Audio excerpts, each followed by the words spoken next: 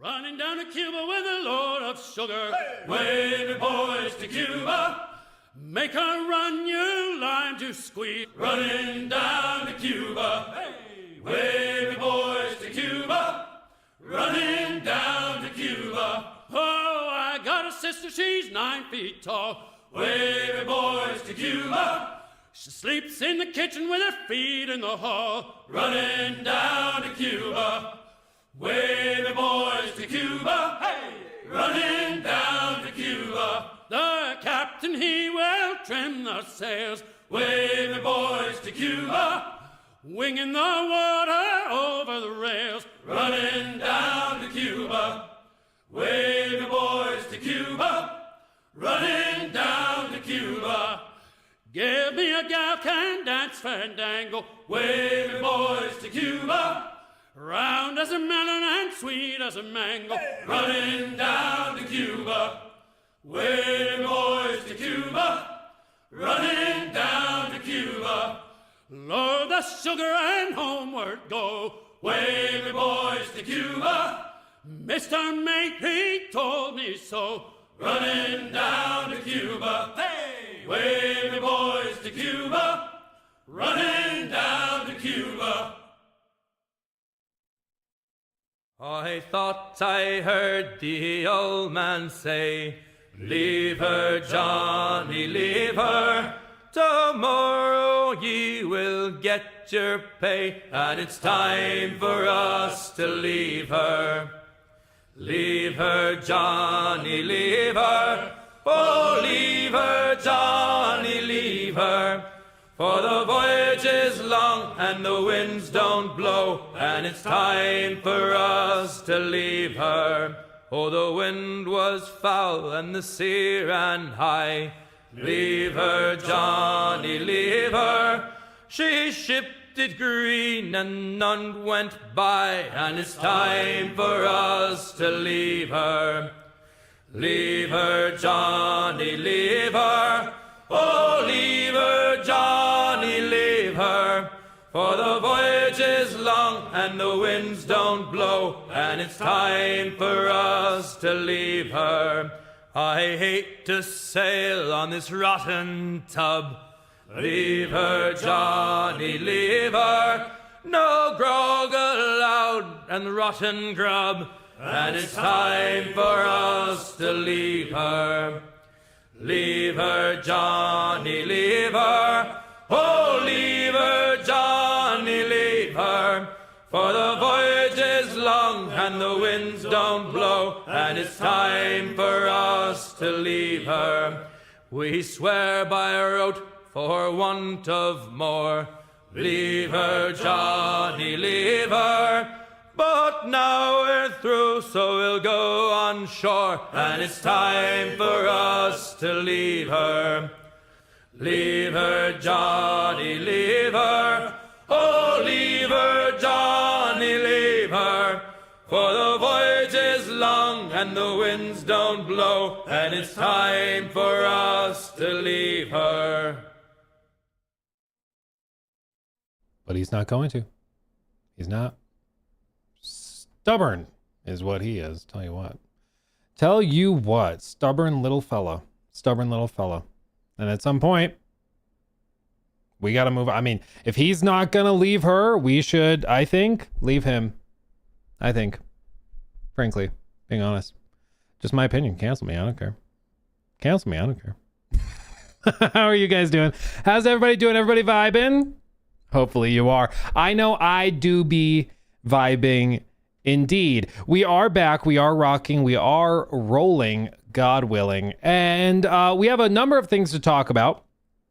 For example, like a matter of minutes before the stream went up, we got a full 30-minute Fable gameplay drop going through. I believe it's the same footage that was shown to media at the Xbox event. So there's some other like pieces going up on like IGN, for example, on that. But we're going to look at it and offer our thoughts. Because why not? How are you guys? How's everybody been? How was your weekend? How are you doing? Hopefully good. Hopefully good. Star Wars Zero Company is my most anticipated game this year. Oh, that's good to hear. That's good to hear. I will say, I mean, I do think that this was probably the best Summer Games Fest there's ever been. Like, it was just really solid all the way across the board. A lot of the previews and stuff we did, some of which are still under embargo, so I can't talk about just yet.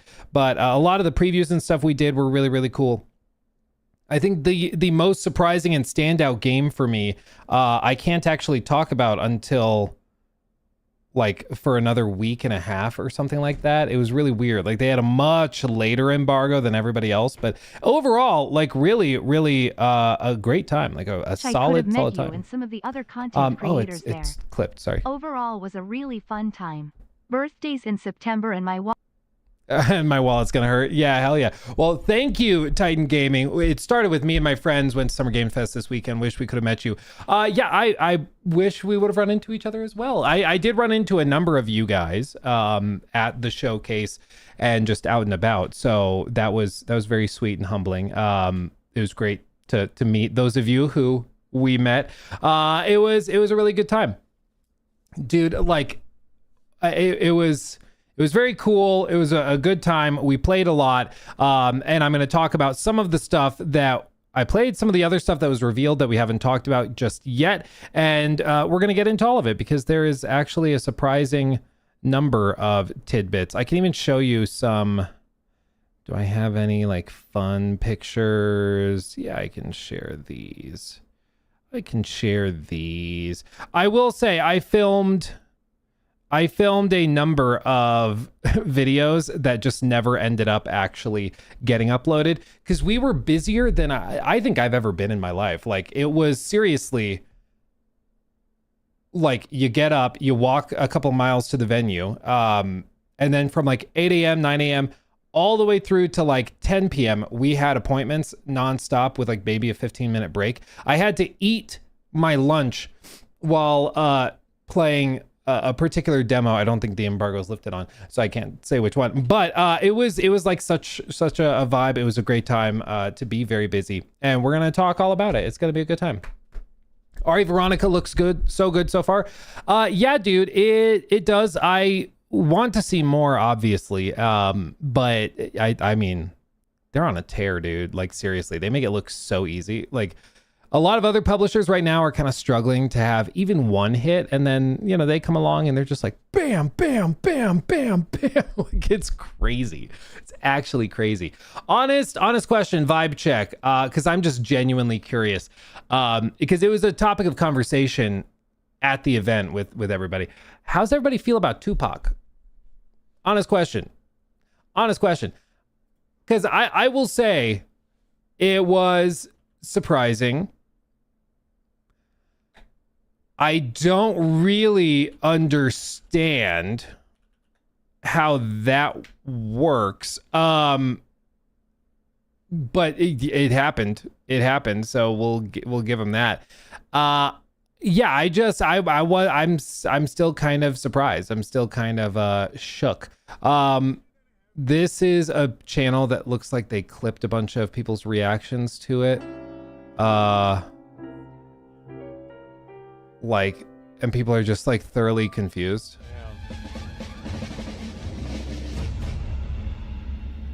I just hope this game's gonna be good, bro. Are you kidding me? What the fuck are they thinking? Dude, literally. Stranger than heaven, indeed. It is such a baffling, insane thing to do, but hey, you know what? It worked. If his fam agreed, well, so this is apparently the drama, is that there is the estate of Tupac, and then there is the family of Tupac, and they are technically different things. So the estate signed off on it, but apparently the estate is not run by the predominant members of the family. This is at least my understanding of it. Correct me if I'm wrong, please. But my understanding is that the estate approved it. The family is like, what the hell? So it creates like a weird thing where I don't know how to feel about it. Like, I think the game looks awesome. I think the game's gonna be, I mean, RGG, they're great. But I saw that and everybody was like, huh. What? Interesting. I'm not sure how that works, but we'll see. We'll see. So that's one of the more baffling and surprising reveals, I would say, of the weekend. Some of the other stuff, I mean, I think, like we touched on, I think Xbox did a pretty good job at their show. Overall, I think they did a solid job.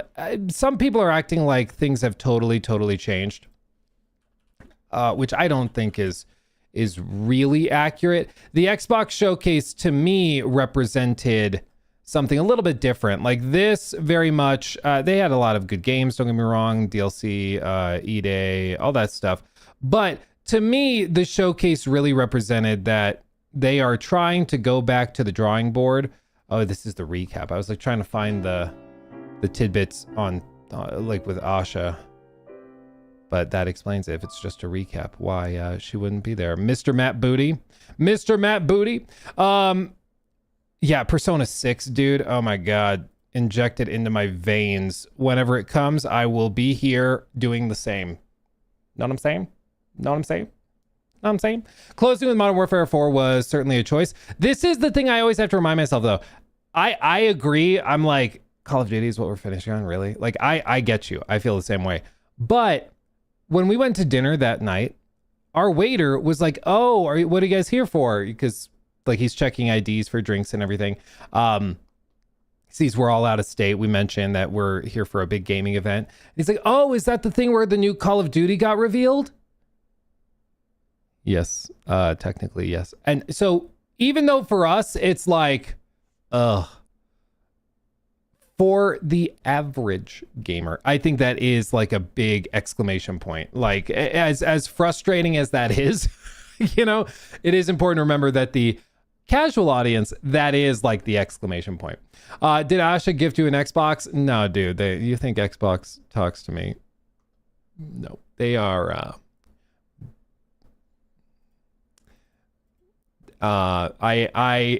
It's clear. They want me to alter my.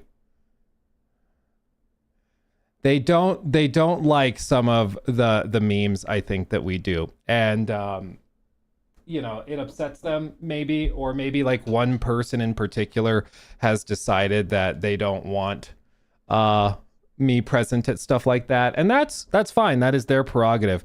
But if they think that I'm gonna like change what I do to get into a showcase or something, baby, you got another thing coming. Praise be. We ain't stopping. We're just getting started. Do you have any idea how many candles I have? Tell you what. I think, but to be clear, I don't think that's an Asha thing. I think that's a holdover from Phil and Sarah. Phil and Sarah had a general policy that was, if you're not supporting the brand, you're against the brand. And so they had a just general rule that, like, if you're not kind of hyping them up, or if you're too critical, quote unquote, too critical, and you're not supporting the brand, then they just don't want to mess with you. And I think that was more of a Phil and Sarah holdover, and it's just still there because Asha just got in place. But I hope that she opens it up, because I'll be honest, it's a bad look when you like don't want to talk to critics. You know, it's just a bad look. It's their right, obviously. Nobody's saying anything other than that, but it is just a bad look when you notice the only people showing up and that you're talking to are like the most commonly fans and like people that are gonna pat you on the head no matter what you do, you know. But I don't know. Overall, I think it was good. I do think like some of the discourse around exclusives is interesting. So where's the little tidbit? So obviously they revealed a couple of things are exclusive, but they later clarified in a post interview something that was kind of interesting, which is that Matt Booty said that exclusives will be, or like the platforms will be revealed when the release date is announced. So you will have the game revealed at some point. So you'll have, you know, the game revealed here. Time will go by. There is a release date reveal. That's also the platform reveal. And then you have, you know, the launch of the game. And you got to just ask yourself, like, if this is the case, why are you revealing the platforms here? Oh my God, I can't draw an arrow. Why are you revealing the platform here instead of back here? to me, there's only one explanation that makes sense. It's that when they reveal it here, they've not decided fully like where the platform is. So if this is like year 0, and then this is 1 year in to the marketing cycle, and this is 2 years, you know, or maybe this is only a 6-month period or whatever it is. I'm guessing this period is spent evaluating options. So when they announce it, they are doing all sorts of data analysis and trend analysis to see if the game has the potential to pop off on PlayStation. And if it does, it'll be cross-platform. If it doesn't, or if it doesn't look like it's going to be that big of a deal, they'll make it exclusive. So the biggest stuff, like I would guess based on this metric, Elder Scrolls 6, yeah, I think it's cross-platform. Just being real. Like, because why else would they want to only tell you much later with like the final release date reveal where it's going? Like, to me, it seems pretty clearly that they are going to evaluate case by case and select the stuff that they think is not going to make that big of a difference anyways. Which is I mean, I get it. I understand why they're doing it, but it's basically the exact same thing that Phil and Sarah were doing back in like 2024, 2023. So it's not actually that different. What has been suggested is that they're going to kind of ease their way into exclusives. So they're going to start doing it more and more. And they say, like, as the business gets healthier, we can afford to do more exclusives and build out the brand that way. Okay. But we'll see. We'll see. As we've said from the outset, from the moment that Asha took over, because of how long these timetables are, you won't really see the true effect of her leadership until like 2 years into her tenure. So in like 2028, we will be seeing at that point the true vision of Asha beyond just like easy marketing stuff, like big, you know, logo redesigns and making everything all caps. As of right now, it's smaller stuff and stuff that's kind of easier to toss out quickly, but it's the stuff that happens on 1 year, 2 year, 3 year timetables that will really show what her vision is. It's just a little too early to tell. More than anything, it seems like at the very least, they are walking back the everything is an Xbox motif, which I think is good because when everything's an Xbox, nothing is. And it's also very, very clear that they were hemorrhaging support pretty heavily in the wake of some of those changes. For example, some of the stories that came out in the aftermath of this were interesting. Look at this. Where is it? Yes. Matthew Ball says Xbox shed millions of subs when the Game Pass price increased 50% in the fall of 2025. I thought it was like maybe like, you know, tens or hundreds of thousands. He says they lost millions. That's rough. That's real rough. You don't want that. That's bad. That's real bad. Again, the primary like data point that subscription models care about is growth. Like when Netflix announced like 2 years ago that their growth for the next year was going to be flat, their stock dropped like 10% in a day because it's all about growth. If you don't have growth, you're dying because inflation's a thing. Okay. And so for them to be losing members, that to me, I think is the moment where Satya calls Phil and is like, hey buddy, I think it's time to retire.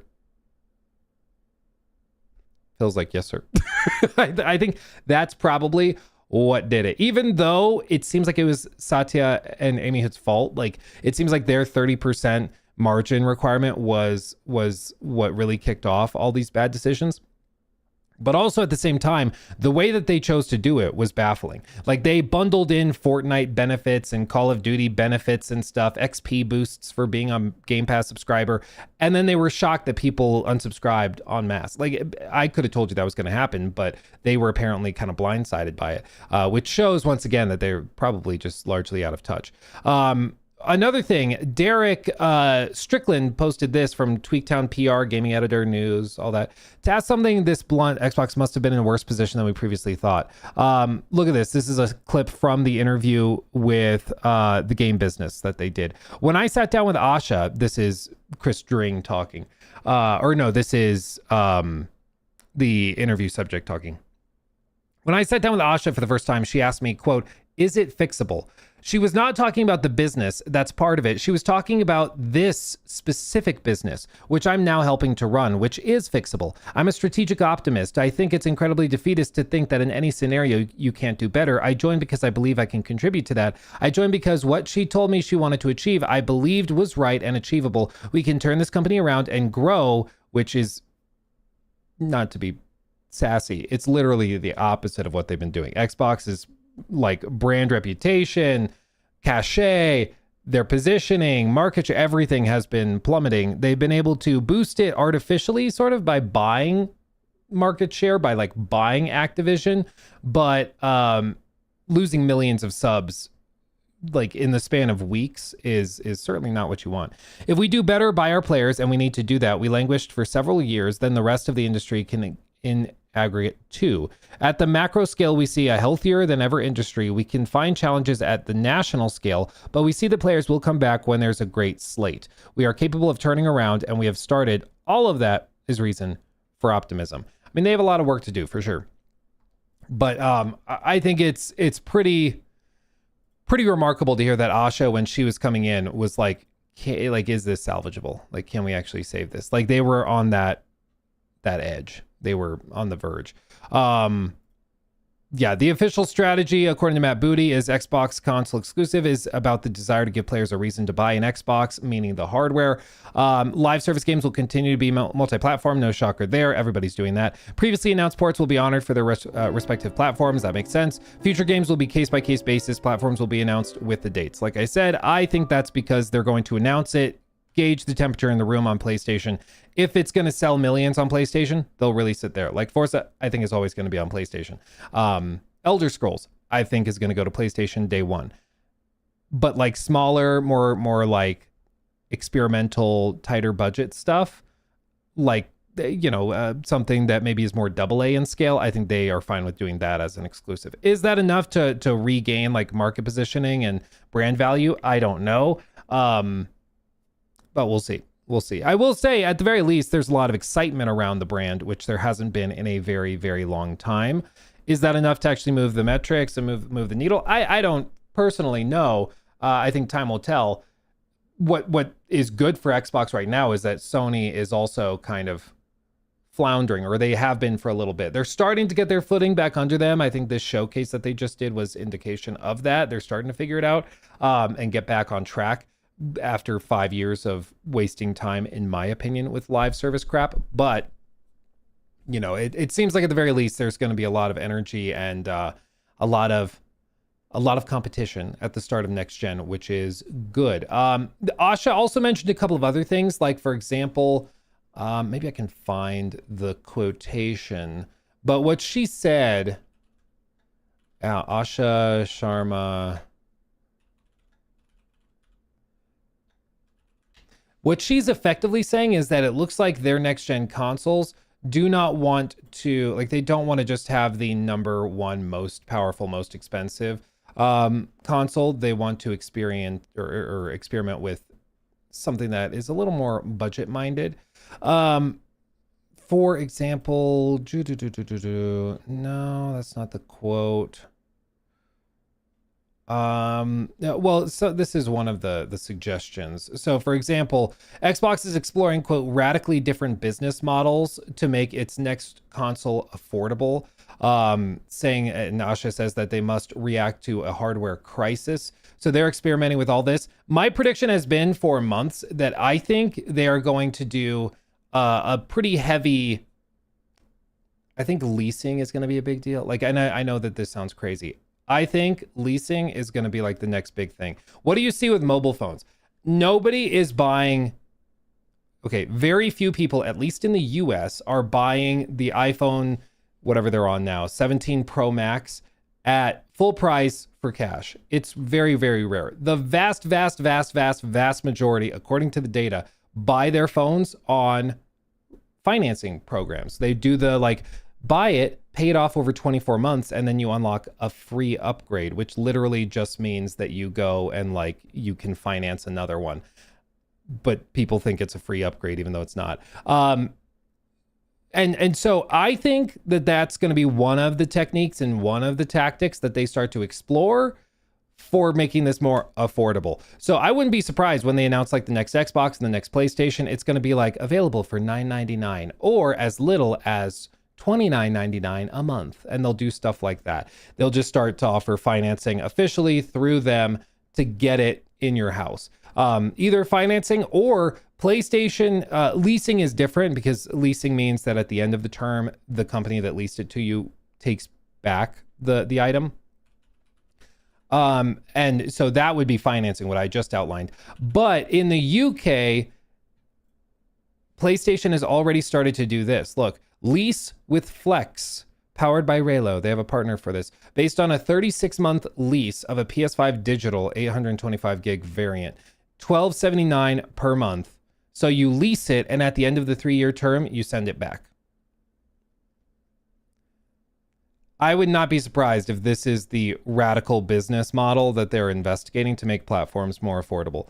And they'll probably bundle it with Game Pass, where it's like, hey, and then if you also pay $20 a month, you get Game Pass every month as well.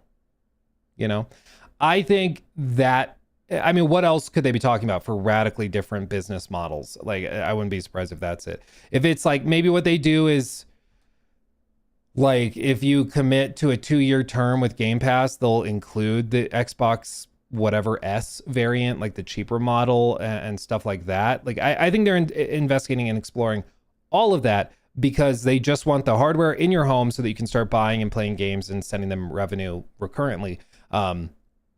But getting the hardware in your home is the tough part, considering that these devices are just getting more and more expensive, and they probably don't get cheaper for 2 years. So I wouldn't be surprised if leasing and built-in financing is like the big strategy moving forward. I really would not be surprised about that.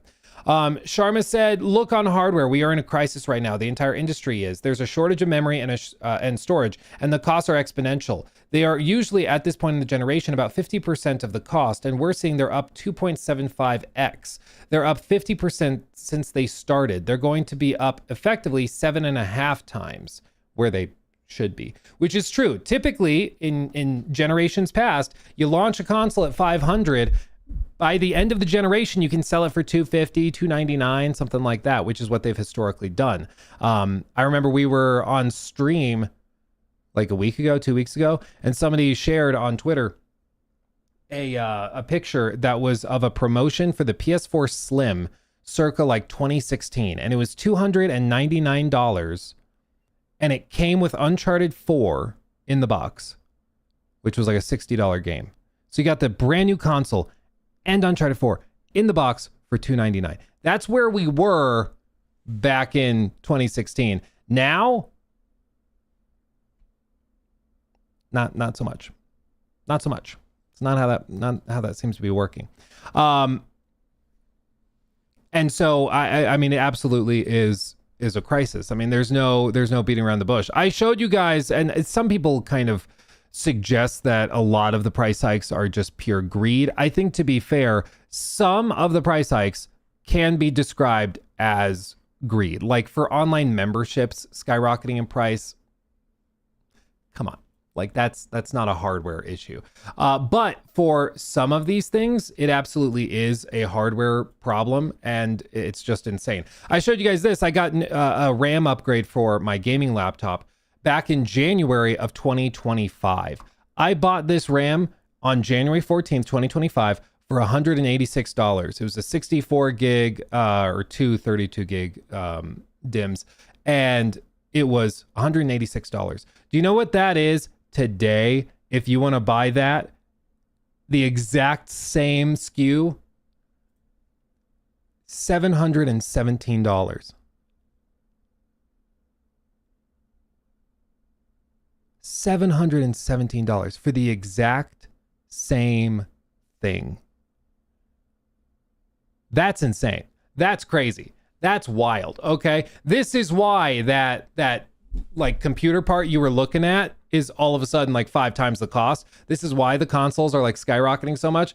It's because of that. Okay. Like, even if you're thinking, I can take this opportunity to be greedy and I'll charge $800 for the RAM, it's still not I mean, it's still just generally a shortage issue.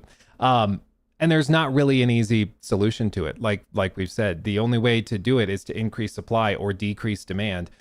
Demand is not really decreasing. If anything, data centers seem to be skyrocketing in terms of implementation and deployment. So you have to wait for more supply. And shocker, it's not that easy to build a fab that can make, memory. It's just not that easy. So it's just a mess. It's a royal mess across the board. But there you go. So they're absolutely in a tough spot. But I think probably where we end up in the next, I would guess like 2 years, because I personally don't think they launch next gen consoles until late 28. I know some people think it's next year. Some people were saying it was going to be this year, but I still think it'll probably be revealed next year. They'll start doing some like talk about it, but I don't think it's going to be like officially launched until 2028. And I just think it's on a practical level. They're looking at it. I think the next gen Xbox, if they were to launch it, next year would be like over $1,000. And I think they know that doesn't work. It just doesn't. And so you might as well delay it by 6 months or a year, try to like build up inventory and bid for lower prices and just pray that things get more affordable. Because at $1,000, at $1,200, that doesn't work. Remember, before the RAM crisis, Sarah Bond was saying that the design for Project Helix was like enthusiast, that it was a premium device. Like she used phrasing that is used to describe like the premium of the premium product, that's used to describe the expensive stuff. And that was before the RAM crisis. So just imagine where it's at now. Like a lot is the answer. So I think Asha is trying to find a way to create a cheaper SKU, because I don't think the original plan was to have a Series S variant for this. Funnily enough, the Series S was sort of ahead of its time. If they had launched that type of device in 2027, 2028, I think it would be a total game changer because things are so expensive. In 2020, when money was so cheap and people were getting their stimmy checks and everything, people didn't really care that much about the cheap $300 console that was way weaker than the others. Now, that does make a difference. So I think they're going to try to do something like that. But when she says radically different strategies and business models, this to me sounds like probably hybrids of like leasing, financing, and something like that. I mean, I just don't know what else you would, how else you would describe that. And maybe it will work. I mean, maybe for some people that is enough to get them interested. Maybe they do go and spend that money if they can do it. I don't know. I think a lot of the older generation of gamers will go F that to leasing a console, but maybe the younger generation does. I don't know. If we have, you can speak anonymously. Maybe we do a poll. Maybe that's the best way to do this, because then it's anonymous and you don't have to worry about people teasing you. Would you lease / finance? I'm going to bundle them together. I'm going to say it's $1,200 Xbox. Or I'll just say next gen console, because I think PlayStation is going to do it too. Okay, yes or no. Very simple. We're just doing the poll on YouTube, by the way, because it's built in and will work smoothly. So I'll just do it there. Sorry, Twitch fam. Come on. Where's the poll? Oh, it's doing the AI chat summary. Get out of the way. It's blocking it. Okay. Okay, this is where we're at. Dude, almost 20%. Almost 20% are saying they would. That's not an insignificant number. Really. Yeah, leasing and financing are two different things. I think they're going to offer both options. I think like PlayStation is doing right now in the UK, they're going to offer leasing options. But I think they'll also offer financing options. I think they're going to do both. I mean, maybe they just partner with like individual retailers. So like Best Buy in the US, for example, has their credit card system. They'd allow you to do that. Maybe they'll partner with Klarna and do it that way. I don't know, but I would not be surprised if this is like a big thing. No, because I ain't a brokey. I'd rather just buy it outright. Yeah. Finance on 0% doesn't seem like an issue if I did it for my phone anyways. Well, this is how they get you, okay? This is how they get you. You can finance at 0% interest, but what they do is it's 0% interest if you pay it off in full by the end of the term. So if it's 0% interest for 12 months, what that actually means is that you don't just make the minimums, you have to pay off the full balance in 12 months. Otherwise, you pay accrued interest at like 28%. So you can pay it off and pay zero, or if you don't pay it off fully, which a lot of people, let's be honest, a lot of these things tend to target people who don't have a lot of financial education and don't understand what accrued interest means, don't understand what the minimum payment is versus minimum payment to pay off, you know? These types of programs tend to target those people, and which is why it's quite, I mean, in my opinion, it starts to verge on like predatory lending. But they will do this. People will pay the minimums, and then they didn't pay it off in full in 12 months because they were just paying the minimums. And then their $1,000 purchase pays accrued interest or gets accrued interest slapped onto the principal. So even though you've been making minimum payments, you just got slapped with a $600 finance charge, and now you owe more than what you bought it for because you only paid off a few $100 of it. Now they slap $600 on it, you know? So the 0% interest, I agree, 0% free money financing, that's great. But the people who understand that and truly appreciate it are probably not financing. They're not the targets of the financing programs. The targets of the financing programs are the people that don't make all the payments and then get slapped with the massive accrued interest bill. And those people subsidize the ones who are savvy enough to take advantage of 0%, you know? Just put on a 0% interest card, then keep transferring to another 0% interest card. That's the pro strat. That's the pro strat. Or you just get one of those credit cards with like really, really good rewards, and you just fly to Universal Studios for free once to twice a year. Hypothetically, of course. Yeah, $800 console for a lifetime cost of $2,400. Yeah, that's how they get you. But then when I worked at Best Buy, dude, it was so scummy. The way that they would phrase it, they're like, we need you to sign more people up for credit cards. And the way they would describe it is, you're offering buying power. That's how my manager phrased it. She said, you need to go find people who need more buying power. So you find somebody who comes in and asks, it says, I can only afford a $500 laptop or a $500 TV or something. And you say, yeah, we can get those, but I'm going to start showing you the $2,000 TV, and I'm going to offer you buying power so that you can experience the premium lifestyle. And you get them all excited. You get them really pumped about the $2,000 TV because then the $500 TV looks like ass. And then you give them the buying power. That was the framing. At Best Buy also, I started there when they had just, or I was working there when they just started the total tech support thing, which is like $200 a year. I think now it's like $250, $300 or something. But it gives like free, at the time it did like free tech visits with Geek Squad and stuff. And they wouldn't say it exactly, but they were like, yeah, it's a $200 a year subscription. So every year it will renew. And they heavily suggested that we should target and try to get old people to sign up. And they would be like, yeah, so, elderly people, they really need the technical help. So they will benefit from the unlimited visits to Geek Squad. But I was like, are we just going to pretend like it's not a factor that the old people might forget that they signed up for a $200 a year subscription and that you'll raise the price by $50 a year? Like, are we just going to pretend like that's not also why you're doing that and trying to target the old people? Like, let's be honest. Let's be honest. That's what you're doing. It was so gross. It was so gross. I was very glad to leave because it was just nasty. It was just nasty. That slimy. Yeah. No, when you realize that's how a lot of this stuff tends to work, it's kind of depressing. But these are those things. It's the stuff that's not said that's really, really like gross. You know, the quiet part that you don't say out loud. But then you bring it up to your manager, like, that seems like really predatory. And they're like, no, it's buying power. No, I don't like this. I don't like this at all. Don't like that.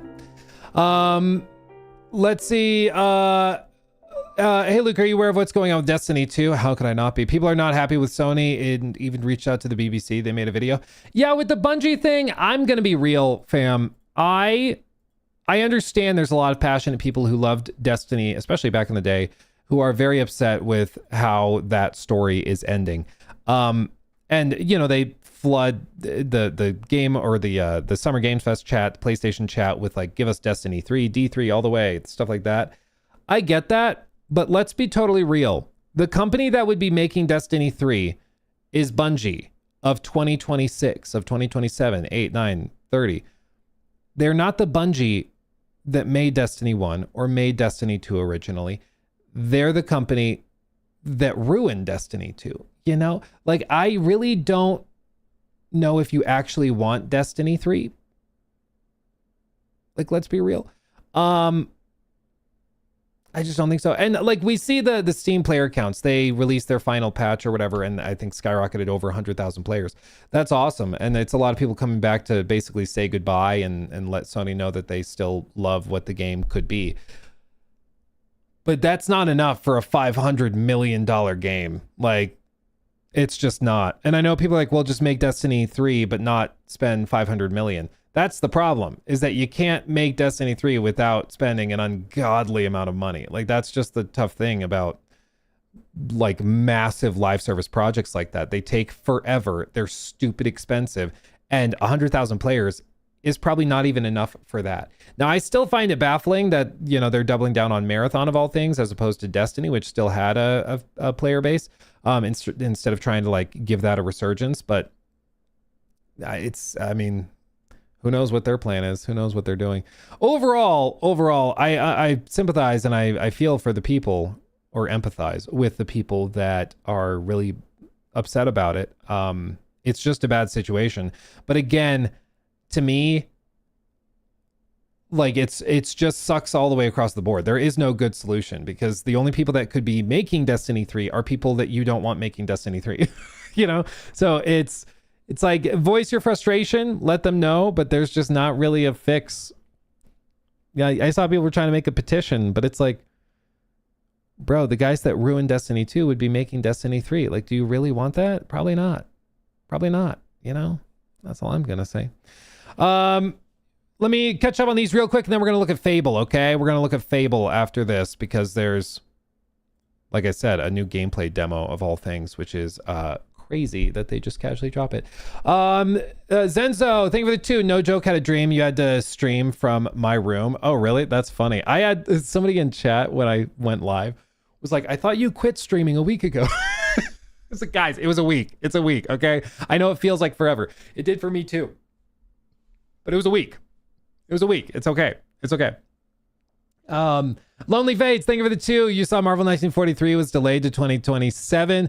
Well, they're also restructuring like the whole company. So now it's what? Paramount Games Studios or something like that. They're restructuring the whole thing, and putting Amy Hennig in charge of everything, it seems. So I mean, they seem to be doubling down on it. I hope that they are just giving it all the more bells and whistles, and maybe it's going to come out and it's way better than it was originally going to be, because originally I think it was going to be basically the Order 1886, but with Marvel. And now hopefully they're just doubling down and giving them more resources to go crazier.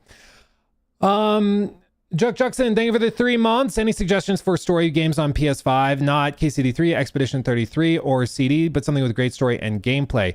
Play the Plague Tale games. Plague Tale Innocence. Go straight into Requiem. The 3rd game is coming, I believe, in August. Plague Tale. Plague Tale is amazing, especially if you can play those 2 games back to back. You go from Innocence straight into Requiem. Oh, baby, bro, it'll blow your mind. Okay, Plague Tale all day, all day. Arcane, thank you for the 5. Mr. Matty Plays made a video about Bethesda's announcement and the seeing And then seeing everyone's reaction to Fallout 76 was hilarious. Oh yeah, some people thought there was like the bobblehead that popped up, and people thought that it was going to be like a new Fallout or Fallout 5 teaser or something, Fallout 3 remake, and it's just Fallout 76. Yeah. No, that's just how it is. Well, we have Fallout 76. You all have computers, right? You can just play that. Why do you want Fallout 5? Trafalgar, thank you for the 5. Nothing will hurt more than Bethesda on screen and it being Fallout 76 and ESO. Yeah, dude, I got all excited because basically a little insider baseball at Summer Play Days, they give us a map of like where all the booths are to go and try demos and talk to devs and stuff. And on the map, I saw that they had a bunch of booths for Xbox, and they had a couple of booths labeled like Elder Scrolls and Fallout. And I was like, are they going to just casually drop that stuff at the Xbox Showcase and then do like previews for media at Summer Played It? Like, what? And then I realized, oh no, it's Fallout 76 and Elder Scrolls Online. Oops. But that's just, it is what it is, fam. It is what it is. That's you're gonna play Fallout 76 and you're gonna like it. Okay, you're gonna like it. Suck it up. Jesus. Melissa, thank you for the new membership. Well, it's not new because you've got a red badge, but it says it's new for some reason. So thank you. Thank you for the membership, Melissa. Good to see you. King Cole, thank you for the 5. The story is as old as business itself. Now they listen when they lose a lot of money. Comfort can kill momentum. Yes, it's why competition is always a good thing. And this is the pendulum swing of every industry, to be fair, but especially gaming, where we will get one company that kills it one generation, and then the next generation, they get full of themselves and they push a little too hard, and then they get curb stomped by the competition, and then they come back trying harder even more the next time. And that's just how it should be, because that's how it kind of levels out and everybody kind of elevates, you know, a rising tide lifts all ships.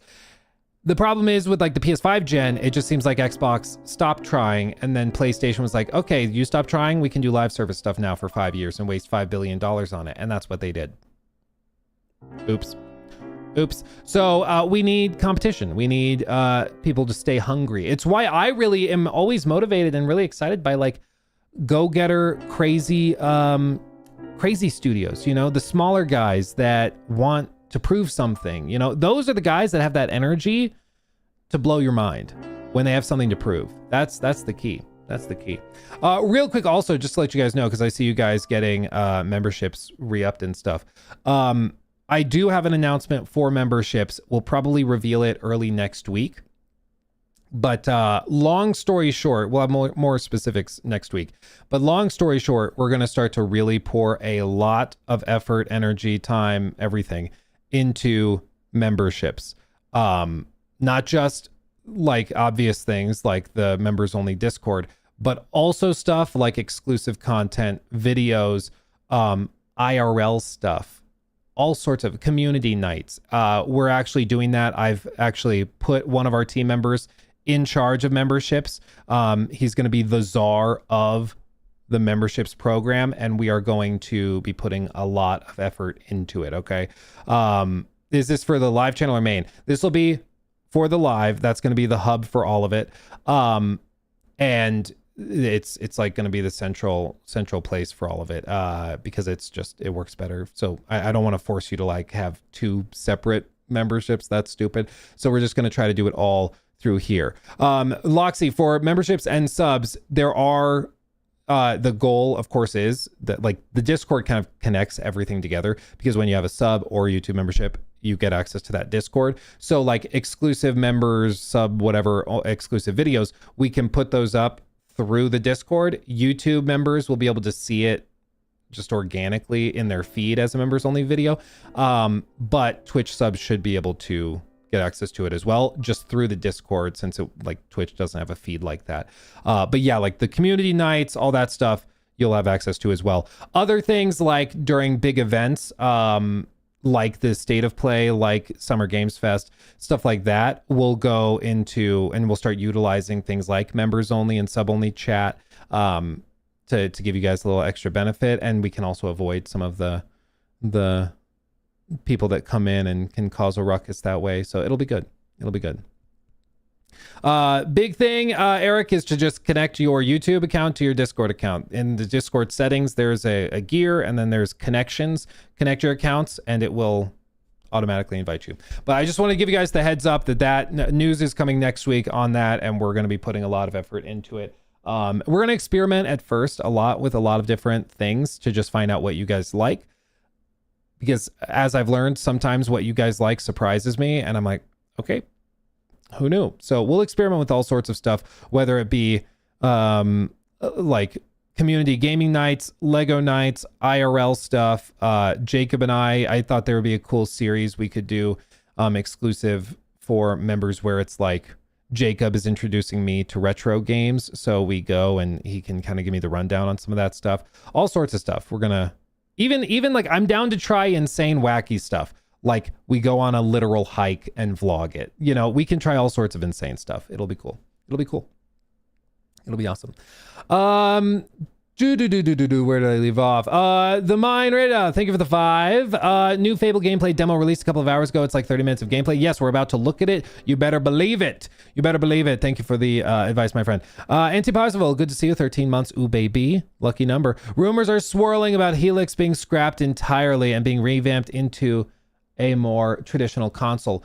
Thoughts? I know rumors are swirling that they are changing what the plan was, and I do think that is true. Do I think they're like scrapping Project Helix? No, but I do think that they are going to try to do something that is more inclusive of the broader industry, because what's happening right now in gaming is also what's happening in the broader economy, and you guys have probably seen it, which is that people with money are spending a lot. People without money are spending like nothing because they can't afford food and gas. And so there's like this huge disparity. And that means that you can launch like the Steam Deck OLED at the price hike for $900 and it still sells out. But then there's a whole swath, a much larger chunk of players that can't afford it and have nothing, you know?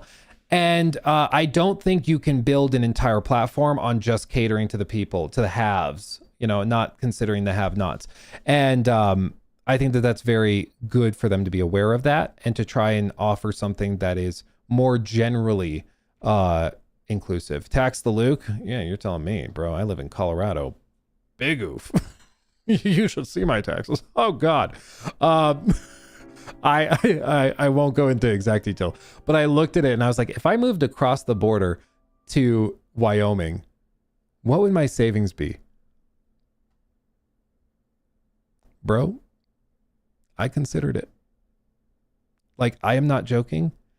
If I moved like whatever, to Cheyenne, yes, I'd have a longer drive to come visit the family in Colorado, but bro, overnight, basically, my tax savings would cover my entire mortgage and then some.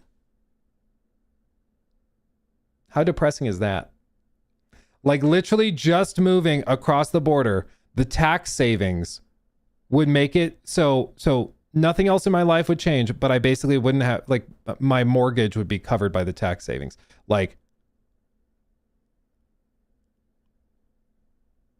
tell you what, that'll make you pause. That'll make you, you know, it's I was like never really considering moving to Wyoming, but when I saw that, I was like, actually, you know, that's a lot. That's a lot.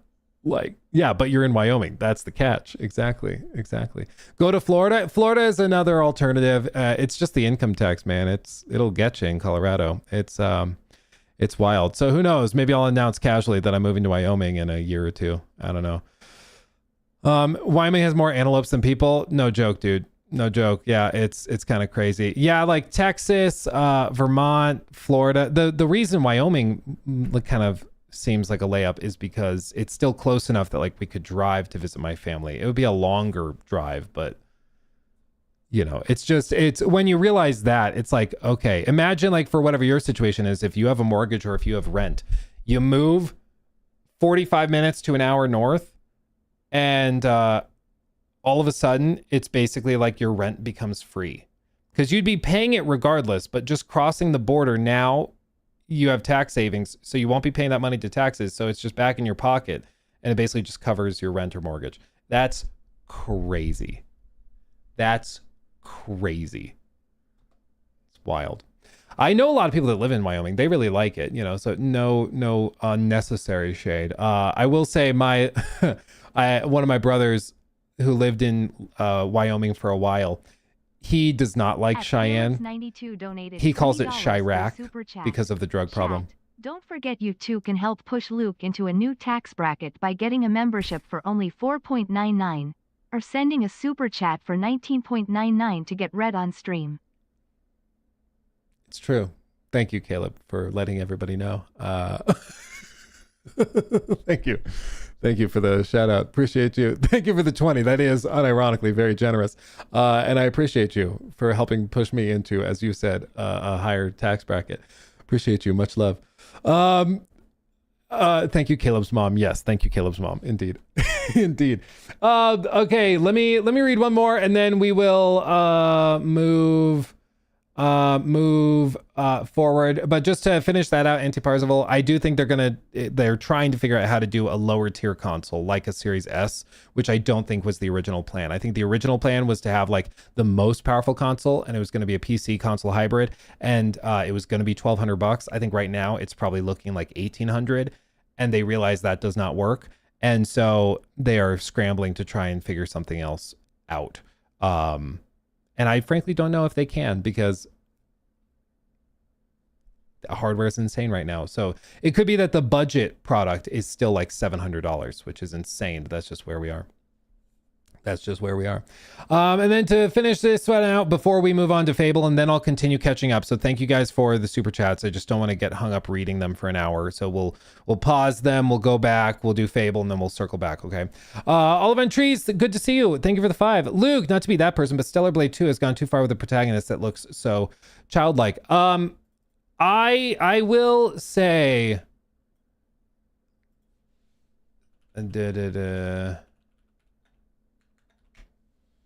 Not Stellar Blade 23, Stellar Blade 2. Well, I guess it's Stellar Blade Blood Rain, technically. I will say that I was like, I think that they've done a lot of impressive work with like overall presentation. Environments look really good. Materials work looks really, really good. As always, like the thing is about Stellar Blade is people think it's just going to be a game about Booba, and then it turns out that the combat's actually really good. I encourage everybody to play Stellar Blade. I can't talk. It is a really, really good game. And this one looks super flashy, very, very interesting. I like the presentation is on point. The discussion over the protagonist design is I think fascinating to me, because even people who are like big on the first game think that she looks too young. I don't know. I feel gross trying to think about it a lot. Like, is she too young to be wearing that outfit? It makes me feel gross to like even start that conversation. I'm gonna be real. It just makes me broadly uncomfortable. Like I feel weird talking about it and thinking about it. So I don't know. When we see the final design, we'll see. But it's one of those things where it's like, if it's something you notice and you feel like you should talk about, she probably looks too young. If you have to have that discussion, does she look too young to have her ass and tits? Is she too young for that? I think we might be, you shouldn't even have to have that conversation. And I never had a problem with the first game, to be clear. I enjoy how talented the first game's protagonist is. But I think the fact that it's even a discussion with this is the problem. You shouldn't have to have the talk at all. It shouldn't even come into question. Does she look like a child? Like, we're already too late. It's like when you have to clarify, no, she's technically like with those animes where it's like she looks 7 years old, but they're like, no, she's technically an elder god who's actually 3,000 years old. You're like, if you ever have to say technically she's of age, that's not great. Technically, it's legal. It's like, bro, you're on the back foot already, man. You shouldn't have to say that. Like, that's not great. So we'll see. I wouldn't be surprised if the character's design gets tweaked based on the feedback, but we'll see. It sounds like it's very, very early in development, so who knows how much things could change. So anyway,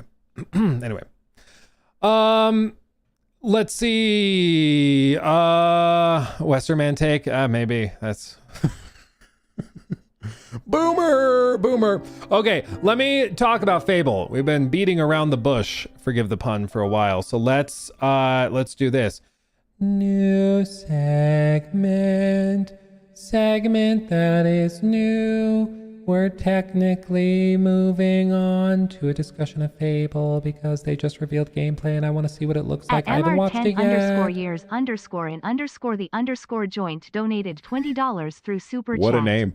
Are you the GDC guy that Jonathan was talking about during his story time? Am I the GDC that Jonathan was talking about? I don't think so because I didn't go to GDC, but I'm not sure which Jonathan you're referring to, and I don't know what the GDC guy is. But if it was a story about somebody at GDC, then no, because I was not at GDC. But I would need more context. I don't know what that means. I'm gonna just being honest. I don't know what that means. Confused on all counts. Absolutely. Thank you for the 20. That's very, very generous. That's very generous. Thank you. And then Zach with the 20. I think it's gonna read in a second. I'll let it read it while I pull this up. Dude, it is a full 30 minutes. Wow. They weren't kidding. Okay. Well, there you go. Let's see. You don't know Jonathan? Oh, do you mean like the French YouTuber? The Ubisoft YouTuber? I'm just confused. I'm sorry. I'm confused. And then Zach, thank you for the 20 as well. If Xbox is serious about going back to Xbox and PC exclusives, then 100% don't half-ass it. Make Elder Scrolls 6 an Xbox exclusive and then show you actually mean it. Well, that's why I'm still getting the vibe that they're trying to have it both ways, which I understand. They're leaving a lot of money on the table. If you make Elder Scrolls 6 exclusive to Xbox and PC, you are leaving millions and millions and millions and millions of dollars on the table that would be made if you released it on PlayStation. Absolutely. That is true. It's an expensive thing to do. And I understand why they aren't feeling super excited about doing it for their big stuff. But I agree. Like if you're just going to do the half-ass thing, it's going to leave you in the same spot of brand confusion that we were at with Xbox in 2023 and 2024. Like they're just going to repeat the same mistakes. And that's why like I understand what they're trying to ease into it, but I do think they will need just a firm policy that they set up at some point in the next year or two where it's like these studios, single player games, they are exclusive to our first party consoles and PC. Everything else, multiplayer, multi-platform, that's fine. But like Sony has been very clear. First party single player stuff is exclusive. Multiplayer is multi-platform. Easy to understand. You know what you're getting into. With this, it's still super vague. They're like, yeah, case by case, and we'll announce it at the release date trailer, but not any earlier because we want to see if it makes sense. And it's like, you got to pick a lane, man. You got to pick a lane. Okay, let's talk about this. So, fam. Let's do this. Fam, it's happened. We just got a big gameplay deep dive on Fable. Of course, they revealed a trailer at the, was it SGF or the Xbox Showcase first? I forget which it was. It kind of all blurs together for me, frankly. But they revealed this trailer revealing the antagonist. Presentation, again, is really, really good. Looks very, very interesting. But people were once again frustrated that there's been no big gameplay deep dive. And it's been a common thread that people want to just see what the game looks like for like 20, 30 minutes, unedited. Just show me what the game is like. Because it's a cinematic game you can make look really cool in little snippets, but it's the extended stuff where you can tell whether it actually works and is fluid. The gameplay reveal that we got however many months ago was good and really exciting. Obviously, it went viral and everybody was talking about it, but even that was pretty heavily edited and it was hard to tell what you would actually do for an extended period of gameplay. Well, that changes today, my friends, because at the Xbox Showcase, they did a like behind closed door preview for gameplay for media. This is what they tweeted out. The team is getting ready to welcome press and creators into the world of Albion. We'll be sharing a live gameplay demo showing what it means to build an extraordinary life in Fable. Your turn is coming soon. We'll share the new gameplay on Wednesday, heroes. And so this is what it is. So after the Xbox reveal, they brought people in here, showed them the gameplay, and went from there. And now we are about to look at that same gameplay that media and creators saw. To be clear, I was not there. Xbox, they think I'm mean. So I was not there, but I'm going to watch this with you for the first time. I've not watched any of it because it went up right before stream. So let's get into it, fam. Let's get into it. You ready? Poggers per chance? We can only hope. Let's see. Buckle up. Pre-release build, work in progress. Fable is a beautiful open-world action RPG. Real quick, do you want captions or not? I'm going to look in chat. I'm going to look in chat. Let me know if you want them or not. I don't care either which way. Packed with drama, jeopardy, and high-stakes choices that change the world. But at the heart of Fable is a game within a game. An endless, interconnected life sim where you'll be remembered for changing people's lives, building property empires, manipulating the economic fate of entire settlements, and more. And as you do all this, you'll build different identities and experience a complex, nuanced morality that is so much more than good versus evil. It's what you'll do in Fable when you aren't saving the world, and we call it building an extraordinary life. I love his accent. I wish Scottish people were real, but I love the accent. Let's dive in. Here I am in the middle of Oakshire, one of the 6 regions in our visually diverse open world. It's characterised by beautiful rolling hills and lush, colourful foliage, inspired by the British countryside. There are settlements of different sizes throughout the world, each with their own population, traits and landmarks. Albion is full of variety. We can see one of those settlements up ahead. Silverbrook, a peaceful farming town and the largest settlement in Oakshire. Okay.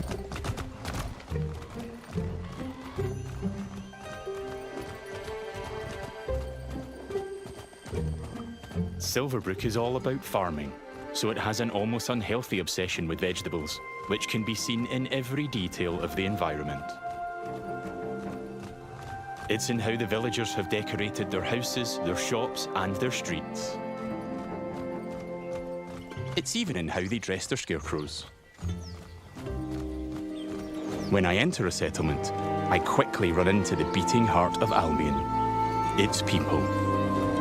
There are over 1,000 handcrafted, fully voiced NPCs, each one with their own job, home, routine, relationships, and memory. None of these villagers are scripted dressing. They have emergent behavior powered by real-time systems.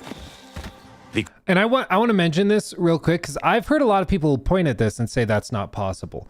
It is very possible, actually. In my previous Fable video, I mentioned how they actually, like, the kind of closest example to this in recent memory was actually a game that I know and love very, very well, which of course was KCD 2, because that is actually a game that did something very, very similar to this with their NPCs and their like simulation stuff. Yeah, here I show a little snippet of it. There's a whole paper and like GDC talk that some of the KCD 2 devs did where they actually have like 1,500 NPCs alone in just Kuttenberg. Like 2,400 NPCs in total in Kuttenberg. And you can see how they simulate it is that it's all based on proximity to the player. So all of the red NPCs are being simulated and pulled at different times. And so their behaviors are being simulated, but just not as frequently or as accurately. And the green NPCs are simulated super accurately. And in real time, yellow is a little bit less, maybe pulling once a second or once every few seconds.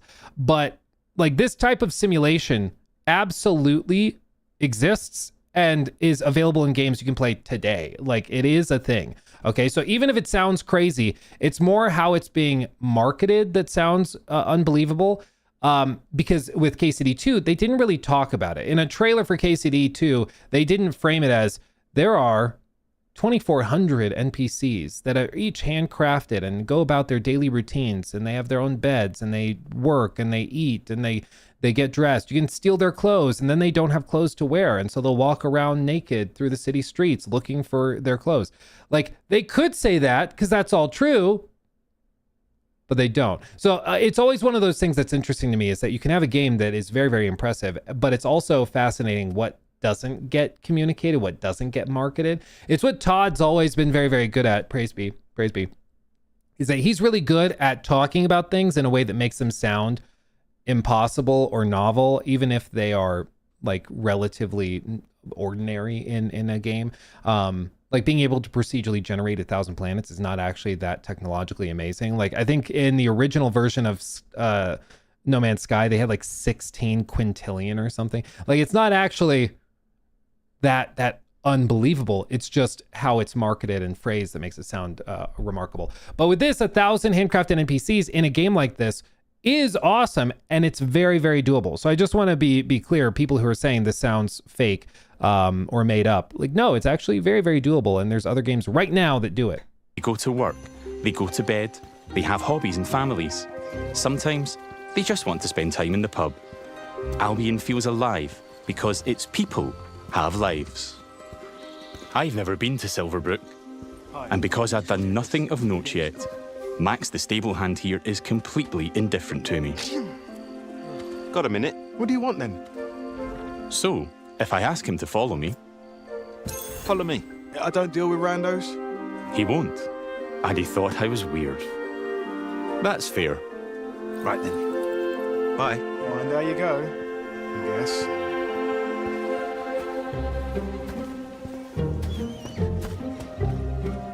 In the story, I'm here investigating if there's a connection between Isabel, the powerful red-cloaked hero I'm pursuing, and the strange magical incidents being reported in Silverbrook. Is that a hero? Hey. I've heard something about giant vegetables and a hero called Arden who lives nearby. Maybe they could help me find Isabel. Cam? And it seems there's a bit of a commotion in the town square. Let's see what's going on. Someone needs to tell this little brat what's what. Oh, hero, can you do me a favour and get this bloody kid away from me? No! I won't let you kill Colin! Hero! You have to stop him! Look, kid, I'm a butcher, and Colin's just a pig. Do I need to spell it out? But I'm not like all the other pigs, am I, John? Okay, I wasn't ready for that. The pig just casually starts chatting. Okay, yeah, that's good. You got me. I was surprised by that. Oh, look, I am not having this conversation with you again, Colin. Did I just understand that pig? Oh, yeah, the novelty wears off after a bit, trust me. Colin's special! Please. We can eat something else at the Silver Travel Feast. Well done. People are expecting a hog roast, kid, and I've been preparing this pig for ages. But I've only just learned to communicate. Who knows what else I could achieve? I've got potential, hero. Don't let me end up on a spit. Please. I'm gonna be real. I'm conflicted. I was like, nah, dude, it's a pig. He's delicious. And then he talked, and now I feel bad. And they'll let you choose to let him die. Okay. Well, this certainly qualifies as a magical incident. What you're seeing here is not a cinematic. It's just one of the hundreds of story conversations in our game. We have over 2 hours of high-quality, performance-captured cinematics, just like the ones you've seen in our trailers. But in these conversations, you'll make hundreds of branching dialogue choices that change what happens and how people feel about you. It's important to note that every choice has a consequence. It's up to me if Colin lives or dies, and I think he should live. I mean, come on, he's a talking pig. Let the pig live. Yes! Thanks, hero. I knew you'd understand. No hard feelings, John. You don't make the decisions here. This is my pig, bought and paid for. I can see his point, so I'm going to pay the butcher. How What's please the show pig us what worth happens to if you let him die. I'll cover it. Oh, it's not just a pig. It's provisions, labour, faff. We're talking thousands. 2,000 gold. That seems pretty steep. All right, Colin's worth it. Here, this should cover your expenses. Fine. Those rumours about Dave's veg better be true. Feast going vegan this year. Hero, you saved Colin. Mum gave me these, but I think you deserve them more. Thanks. Maybe you could help me back. The guild sent me. There's been reports of strange things happening around here. Like what? Who's in charge around here? And where's Arden, the hero? Arden doesn't really come around here anymore. You should try the sheriff. His office is nearby. Come on, Colin. Let's go. I'll give him credit. The kid actually sounds like a kid. One of my pet peeves in games, and I know this is objectively like not a big deal, but one of my pet peeves in games is like when you have a kid voice acted by someone who is clearly an adult. It's just like, Mommy, I would like a sucker, please. And it's like, guys, I can tell that that's Rob and he's 35 years old. You know, it shouldn't bother me as much, but I struggle to suspend disbelief when I can tell that they just went to the bank and made a mortgage payment. Colin's life. I've also gained reputations as virtuous and shrewd. In Fable, every action generates local reputation. You'll eventually be known for the reputations you build, and everyone will judge you on their own moral terms, often directly. Nice way. And this is at the center of our complex, nuanced take on morality, evolving beyond just right and wrong. It reflects real life, where morality is multifaceted and subjective. One person's good is another person's evil. I'm saving something. Even being merciful will divide opinion. Let's chat to some other folks and see what they think about me. Hello there. Hey, you're that hero. This is Jack the Beggar. He's a commoner who's unemployed right now, which is a shame, given he's a hard-working sort of person. On the right is how he feels about me. Jack likes my virtuous reputation and thinks I'm principled. Other NPCs might feel differently about my choices, because each has their own moral view on the choices you make. There are lots of ways to interact with NPCs. I'm going to give some gold to Jack, because he seems nice, and he's a bit down on his luck. For you. I hope it helps. Oh, this is going straight in my pocket. Cheers. He was grateful for that, and he felt I was being kind. Let's give him a bit more. Here. Don't spend it all at once. This takes the edge off. Thank you. That made an impact. I've gained a reputation for being kind, and I'm known for it across Silverbrook. Everything you do has a consequence. Let's leave Jack. So long. You're like a breath of fresh air, you know? What I'm interested... So long. So did you see that on the menu? So there are buttons there in the bottom for more info, I guess, to like break out his character sheet a little more specifically. But they also have a bookmark button. So you can like bookmark NPCs, I guess, to come back to, and maybe it puts it in like, maybe puts a special icon above him or something. I wonder what that's for, bookmarking an NPC. Everything you do has a consequence. Let's leave Jack. So long. You're like a breath of fresh air, you know?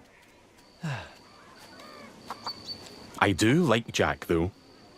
Maybe I should buy him a gift. There are lots of shops with different stock across Albion. Let's go to the general store across the street to see what they have. So will everyone know you're rich now? I think how it works is they assign tags to NPCs based on their character traits. So like, for example, if there is an NPC that hates the wealthy, or they could even be like, you know, they're bitter, or they don't like, I don't know what the word would be, but they don't like charity. They don't like giving away things. And so they find that you have the charitable tag, and all of a sudden that gets flagged for them. And so they don't like you as a result. There's ways that they could build that out. But of course, if an NPC is built in a way where they like charity and they like people who are generous, then they'll like you more. But because they've built it around these like tags specific to NPCs and specific to you, they can have it be dynamic, so you can have an NPC that doesn't like something that others do. Business has NPCs working in them as part of their daily Yeah, the show off, yeah. life. Just like Megan here. This is some quality stuff. Welcome, hero. What can I do for you? Likes you because you're shrewd. Doing my deal to save Colin gave me a shrewd reputation, and Megan here is a fan. She's an ambitious commoner, and she thinks I'm savvy because of my earlier deal-making. Every NPC has unique characteristics driving who they are and what they think of you. You know what? Forget Jack. He's dead to me. I'm going to try flirting with Megan. Phew. Is it hot around here, or is it just you? Well, aren't you confident? Between you and me, I've always wanted to swoon. That went well. Megan thinks I'm charming and flirty, and I've started to build a reputation for it in Silverbrook. Let's ask her out on a date. Do you want to grab a drink or something? Would you believe you're almost what I'm looking for? Almost. Clearly she's interested, but I'm not. If only you had like a talking pig sidekick, then I would entertain this. Then I would entertain it. Let's Chat M, thank you for the 10. Every game does objective morality. Let devs try and do something different. It seems like this is way harder to set anyways, or way harder set to do anyways. Plus it makes the world feel more alive. Facial animations need work though. Yeah, as with all things, I am open to it. I love Fable, and again, like you mentioned, morality has always been like a cornerstone of them. But this does seem interesting, and I went back and forth on this thinking, like, should they have had it take time for like the words of your deeds to spread through the city, or should it just be instantaneous? They chose to make it instantaneous, and I think that's probably the right choice for this game. You know, with a game like maybe KCD, you might have it so like the NPCs have to talk to each other, and so words of your deeds take time to spread out. But this isn't like a grounded sim, so it's not that big of a deal. As for facial animations, yes, they do leave a bit to be desired. For me, with everything, it's usually like, you know, if we have a grading scale and it's like, you know, based on reaching different heights of quality, and maybe this is like, you know, A+, this is like a B, this is a C, this is a D, this is a failing grade, this is like, what are you doing, F-. With a lot of games, I feel like it's different how things are weighted. So like in a Souls-like game, the combat is like a massive chunk of this, right? And then you might have like the graphics, which is a bigger chunk. And then you might have something like the sound design. Performance obviously is a big deal. And so each chunk is balanced a little differently.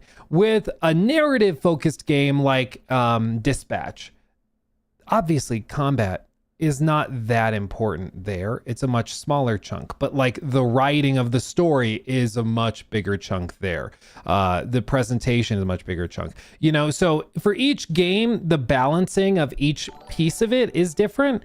And that's like just where it's tricky. I didn't even know you could do that. Vera Lestra, thank you for that. I didn't know you could do that. I'm not that familiar with Twitch, evidently.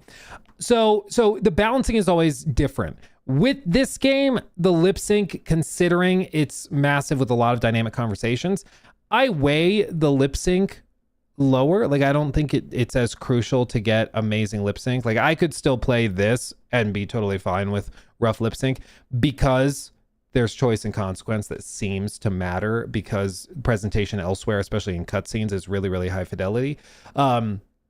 With something like AC Shadows, the reason why the bad lip sync and the bad conversational animation stand out so bad is because the rest of it is also pretty weak too. Like, there's not really choice and consequence at all. There's not amazing writing, and the presentation's a little rougher. So those weaknesses aren't made up for elsewhere, you know. But I do agree, if they could tighten up facial animations, that would be a huge improvement. That'd be great. For me, it's not a huge deal, but yeah, absolutely. If they could get to it, that'd be great. Worthy of her time just yet. She wants to date an entrepreneur who owns their own home and only wears fancy clothes. They're high standards. She is ambitious after all. All right, I'm invested in taking Megan on a date. Let's go. I'll be back, I'm sure. You have a smashing day. First, I'll need to buy a business to get a reputation as an entrepreneur. Okay. In Fable, I can literally buy any business. I could buy that bakery across the street, or around the corner, I could buy one of the stalls. But you know what? I think I like the pub, the Silver Trough. It's simple to buy a property. Interact with the deed outside the front door to see income, price, and the number of people employed there. Okay. To be honest, I've always wanted to own a pub, so let's buy it.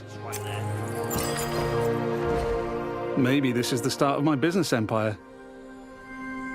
Oh, interesting. So you can select how well you pay them. Move the camera. You can select how well you pay them, manage who is assigned, so you can hire and fire, set prices higher or lower. And I'm sure all of that also affects your reputation. Like, if you set prices super high, then townsfolk think you're greedy and stuff like that. I'm a proud new pub owner. Now I can set prices and wages, and I can manage the staff. Every villager performs differently. Here, Susan the bartender is great with customers because she's caring. And that's giving my pub an income boost of 10%. Thanks, Susan. The pub's understaffed, though. As the new owner, I should probably sort that out. Hire the beggar. And guess what? I know just the hard-working fellow. Knew it. Let's go back to Jack the beggar. Hopefully he gets a new name.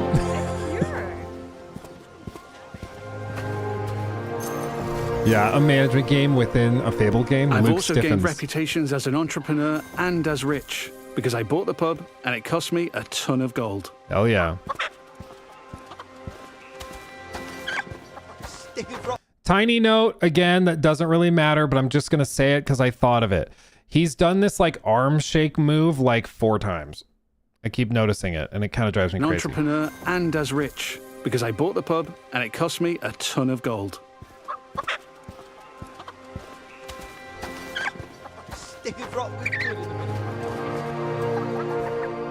Jack, you're no longer dead to me. Hi there. Hey, you. Jack still likes me for my kindness earlier, but I like that Jack is hardworking. So You try swinging a sword all day. You know what? Fair. I do have a couple swords. Maybe I should try that before I judge. You're right. I should stop being so judgy. You're right. You're right. I'm sorry. I'm going to give him a job in my pub. Got a job, if you're interested. I can probably do that, yeah. I can hire anyone, providing they like me enough to accept my job offer. So they can Great. say no. Jack is thankful I've made a positive impact on his life. He's no longer a beggar, and he's now a bartender. Cheers. Yeah, makes sense. Can you... I wonder if you can hire people that are already working elsewhere, or if you can only hire... Can you snipe talent, I wonder? There are so many other people to talk to. Villagers react to the reputations you build, They'd help with anything. and they remember the things you do to them. Now the pub is fully staffed, and Jack can head off to work. Incredible. Take your time, Jack. Next, I need some fancy clothes. Let's head to the tailor. It would be awesome if you could hire the pig. Yeah, There are that'd be lots of great. places I can update my look. Tailors, hairdressers, tattooists. And every settlement has different options available. There are rare outfits to discover in the more dangerous parts of Albion too. There are tons of options to create a unique look for your hero.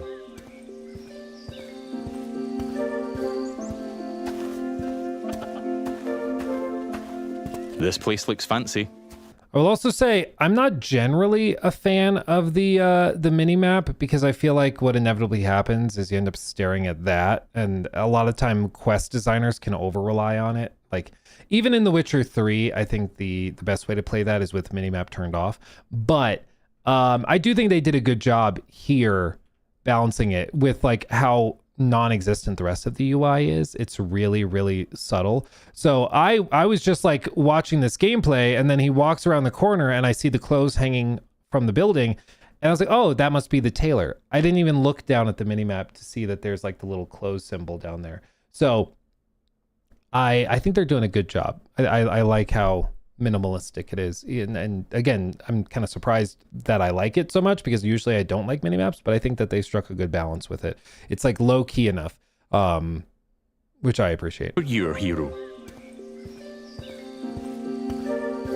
I feel like a system like this would be amazing in a more political game. Imagine Disco Elysium style RPG where every choice like this groups you into political categories. There is a game being made that is Disco Elysium like, where all of the character like pillars and like skills are all tied to political parties and political ideologies. I'm forgetting the name of it. Maybe somebody in chat knows what I'm talking about, but there is a game that they're developing it. I don't think it's even in early access yet. I follow some of the devs on Twitter, but there is a game like that. Almost exactly what you're describing that's in development. This place looks fancy. Let's head It's inside. not the Zaum game, but there is one like it. Zero Paradise, is that it? Check out Zero Paradise, This is the that might be tailor, it. Rhiannon.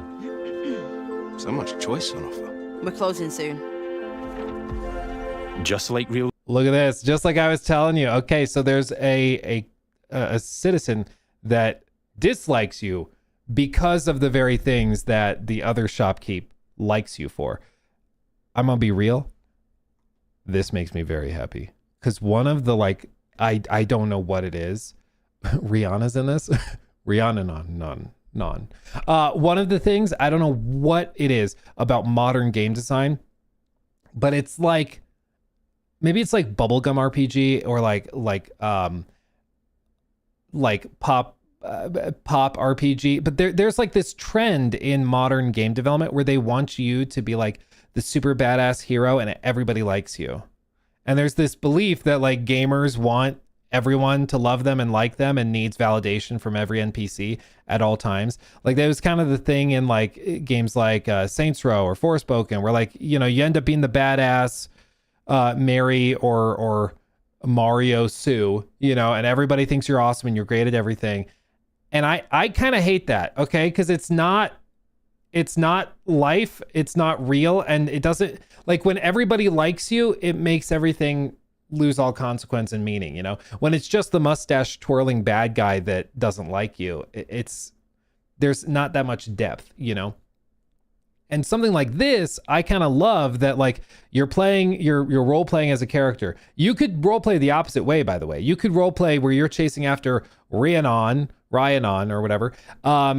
And you are very proudly poor, and you're very proudly not engaging in any of this nasty capitalistic stuff. You're not buying businesses. You're not doing any of this stuff. You're not making deals. You could role play that way. She would love you. The other chick would hate you, you know? Rhiannon, I feel like this is me trying to learn how to pronounce Lao Fei all over again. It's like, I don't even know anymore, man. So I prefer this than like the kitschy campy, everyone loves you and you're awesome at everything. You know, I prefer this. Maybe that's just me being a sucker for pain, but I prefer this. Life. Wealth is a divisive topic, and Rhiannon has her own views. Rhiannon. In stark contrast to the ambitious Megan, she's very much not a fan of rich entrepreneurs, and she thinks I'm out of touch. Which makes sense, given she's humble. Let's have a look at what she's selling. Fancy clothes, hopefully. Can I see your stuff? Humble is a great way to call somebody poor. It's a great way. I understand you don't have a lot of resources. You're humble. Don't waste my It's time. a very British way of saying that, you know? Rhiannon's jacking up the prices by 80% just for me. Bro! Looking closer reveals why. That's just how much she hates me.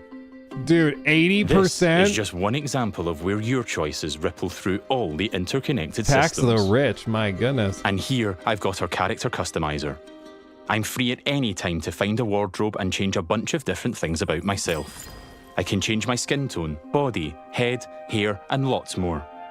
To be fair, if somebody grinned at me the way he's grinning, I would charge them 80% more too. In the tailor, I can only buy clothes.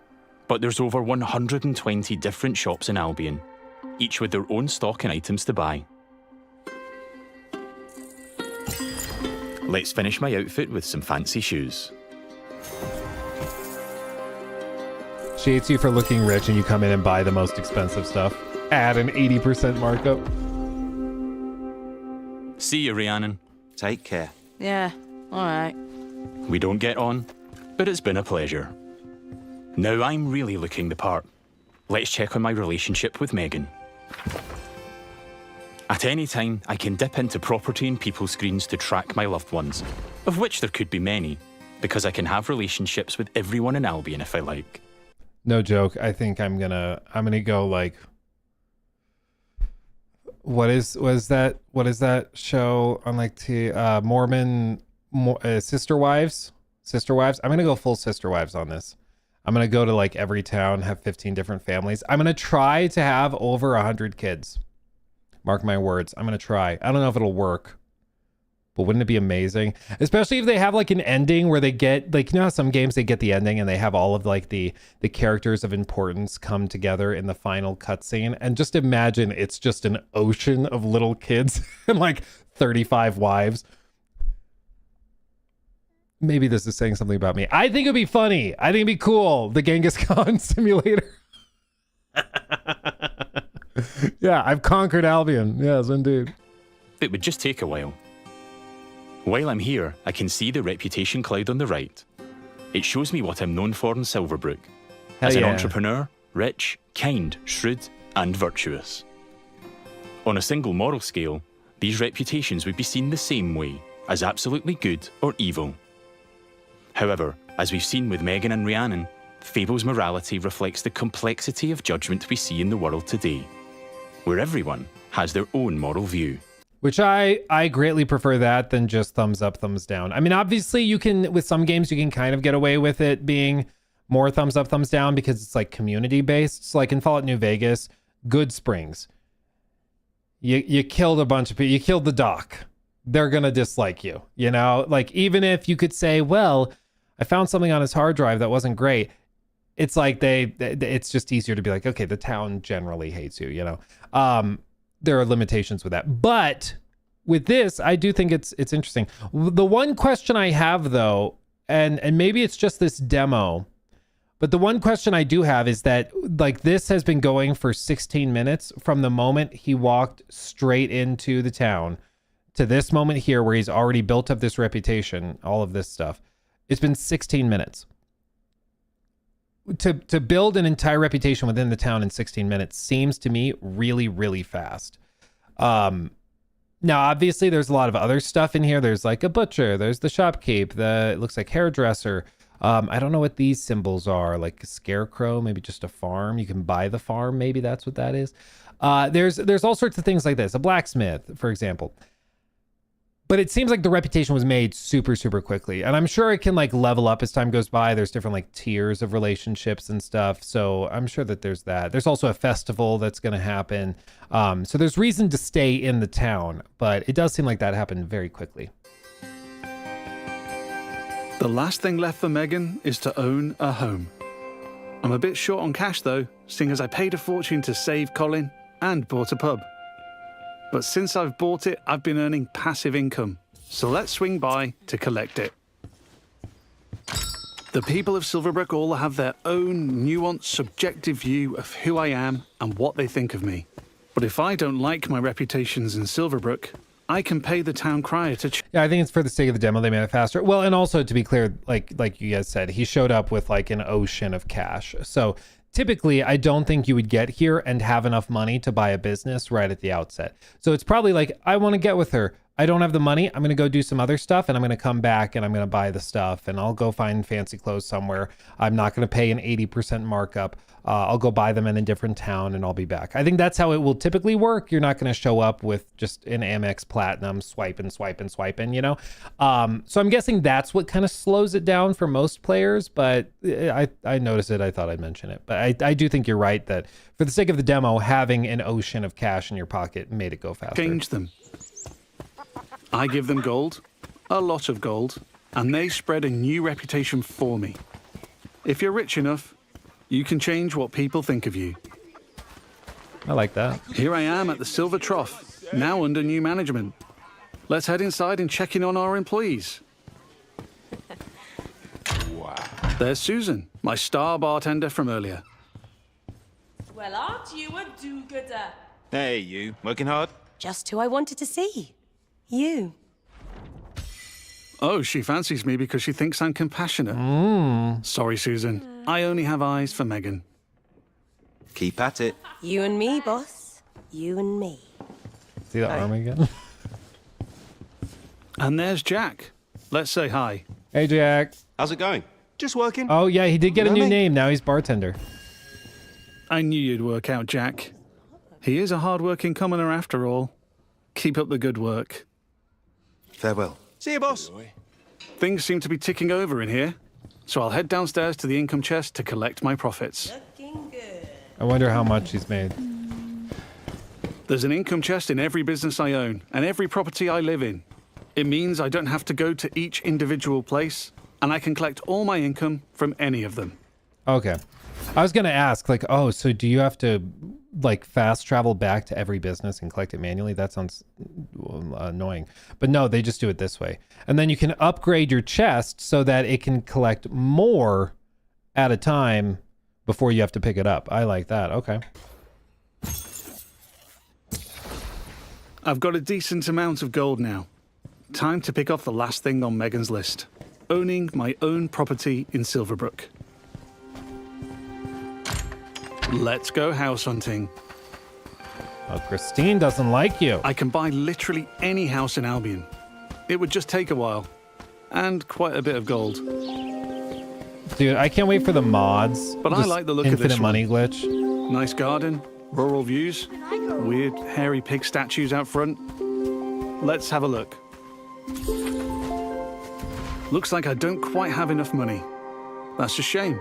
But one thing I can do is pick up a shift at a job. So it looked like there was income tied to that as well. So you can buy the house and then, I guess, rent it out. And it'll generate income, depending on how many people are living there. There's a blacksmith just down the road. Hopefully I can go earn enough gold there. Going on dates, buying properties and businesses, and doing jobs are all part of the interconnected Fable experience. It really adds to Hold the on, sense. Jesus Christ. One of you guys said check out the cheeks. Bro.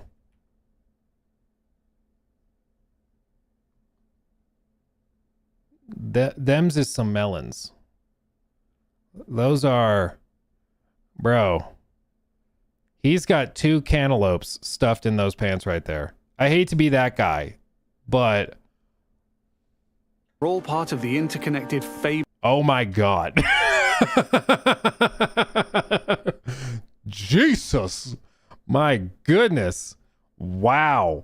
Okay. Okay. Why is that not a character trait? Why is that not, you know, savvy, shrewd, rich, great ass? Why is that not on the stat sheet? Feels like it should be. You know, yeah, that's not a bread loaf. That's the whole bakery. I agree, dude. I agree. My goodness. Luke, do you ever feel like excessive optimization ruins the RPG aspect of some things? Here, for example, collecting all the money instead of at each business. Good for gameplay, bad for exploring and role playing. I do think that is interesting. I think it more has to do with this, like, it's a direction thing. Like, if you were playing KCD, I would expect it to be balanced more where, like, you go to individual businesses and do it that way. Because I think that fits with that game's tone, the way that they're trying to do it in a more grounded and realistic way. With this, it's more of like a fantasy, maybe. I wouldn't even say this is necessarily like a junk food RPG. I think it's a little bit more than that. It seems to have more going on, more complexity and depth. But I do think that it just depends on what you're trying to make. You know, like not every game needs to be KCD, and I think that that's good. But realism can very quickly spill, just like Wawawuki says, it can very quickly spill into tedium. Like realism is great until it's not, and it's like super annoying. And there's even certain lines that like a KCD won't cross. Like imagine if they had a meter for Henry where he has to pee at a regular interval, and he adds, oh, you ate that food, turns out you're lactose intolerant, now you have explosive diarrhea for the next 3 in-game days. that might be too much. You know, that might cross the line of being immersive and become tedious and annoying. It's like, I play video games to escape the realities of IBS, not to relive it. So as with every game, it's a balancing act of choosing what you want to do and what you don't want to do and what fits with the flow of the game you're trying to do.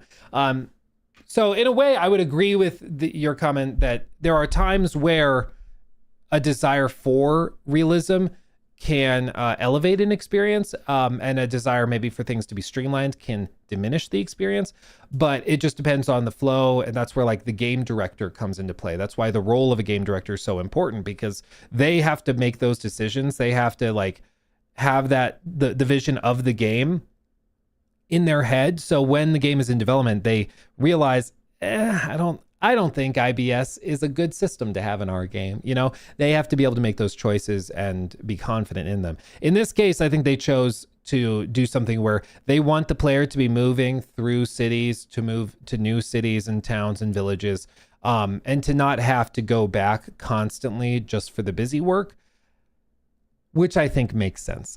Who knows? Maybe they'll offer, like, after launch, they'll do like a hardcore mode where they do different systems. I'm sure modders will do stuff like that. But for the launch version, I think that this makes sense based on what I have seen so far. Experience. It really adds to the sense of immersion when. Oh yeah, that's a good point. You could also just do self-imposed RP rules. I know a lot of people that do that with games. Like I know people that for like Bethesda games, they will give themselves an unlimited number of lock picks because they just hate the idea of like lock picks breaking, because they don't really break. But they do like a mod where all of the lock picks are max difficulty, you know, do stuff like that. They'll put self-imposed mods to make it, or rules and barriers to make it more fitting for their roleplay experience. So there are options. Obviously on console you can't do that, but on PC you could. And with this, I mean, you could even just say, I'm going to go to every village to check in once a week. So when I collect my money from the chest, I'm going to visit every town that I have a business in and just roleplay that I'm collecting the money that way. There's options for that. Interconnected Fable experience. It really adds to the sense of immersion when I can take a break from saving the world to change the lives of the people around me and discover how the simulation reacts. I agree with that. It's good to be able to take breaks. I just ask that the story, like, it makes sense in the story. It's a common problem in like games. Cyberpunk has this problem for me personally, which is that, like, spoilers, you're dying, like you're falling apart, and it's very clear you don't have much time left.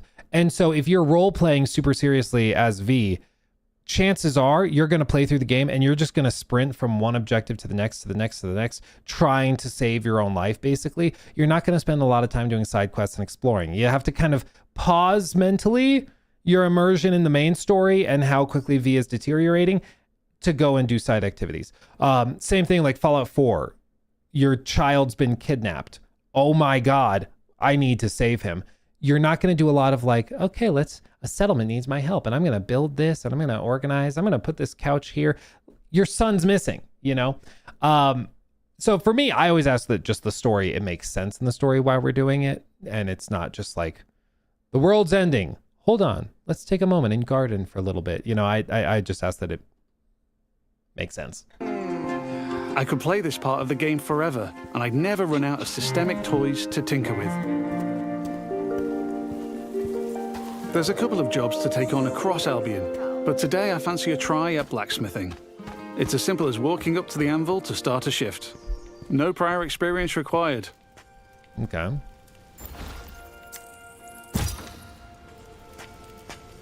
In the interest of time, we've reduced the time limit here, but regardless, it's a classic case of risk versus reward.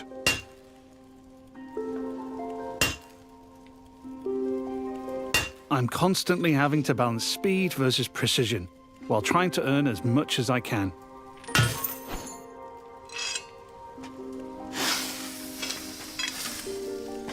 I need to hit all the hotspots to complete an item, but if I manage a perfect hit, just like that, I earn a multiplier on my gold. 12,000? I wonder how this is balanced, because that seems crazy.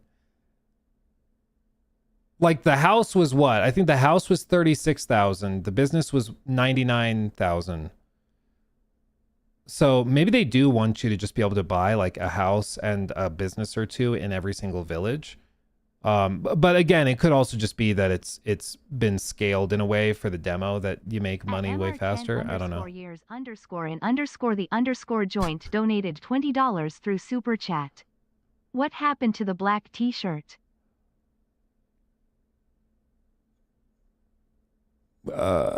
Which black t-shirt? Do you mean the Concord t-shirt? I do still have the Concord. I wear it pretty regularly. I'm not sure. I'm not sure what that means. I'm gonna be real. I'm gonna be real.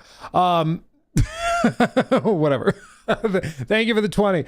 Today I'm repping Bluth's frozen banana t-shirt. There's always money in the banana stand. Always remember that. Whenever times are tough, there's always money in the banana stand. That's a successful shift completed. Hell yeah. I can return to the blacksmith anytime to earn more gold and gain blacksmithing experience while building my reputation. The income chest I've is now full. got just about enough gold for the house. Let's head back down the street and buy it. Dude, I can't. This is so. There are guards stationed in every settlement. The cheeks, They're always there man. to keep a watchful eye on the villagers and probably 2 eyes on a hero.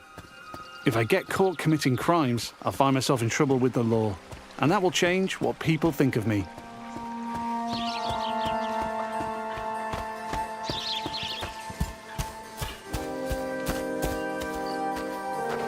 We're back. Let's buy the house.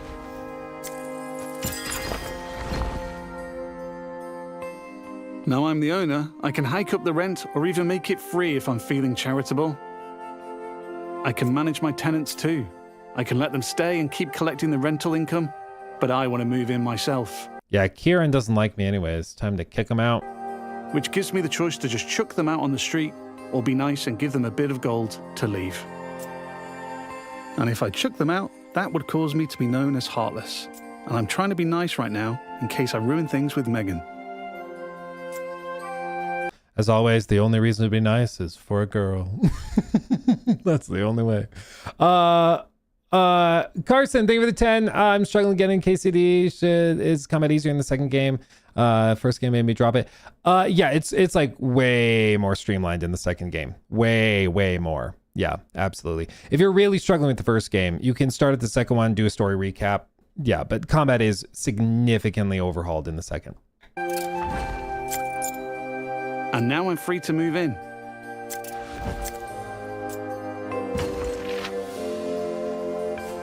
Let's look around. Home sweet home. Hell yeah. I can buy any house in Albion. And while this one lacks some square footage, there are huge houses, even mansions I can buy throughout the game. I like that. Looks like the tenants left some stuff behind. Awful fans, apparently.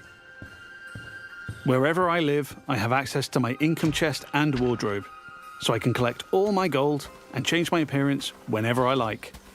Dude, the cake, I can't, it's distracting. It's distracting at this point. Like, oh, wow. That was the last thing on Megan's list. Let's head back to the general store. Fable has a dynamic time of day that changes what people are doing throughout their routine. It's still the afternoon, so hopefully Megan is still... Is anyone else hungry? I'm getting hungry. still working. If I'm too late, she'll be back home in bed. Oh my god. And there's my new pub with some customers in the beer garden. Hey. I love well. Me too. Now we're back at the general store. Let's find Megan.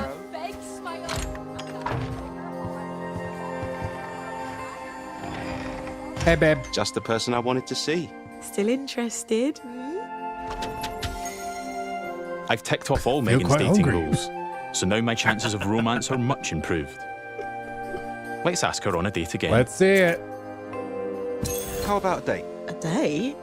Oh, I'm chuffed to bits. I'm chuffed to bits. I'm using that later. I'm gonna go up to Nikki. Hey.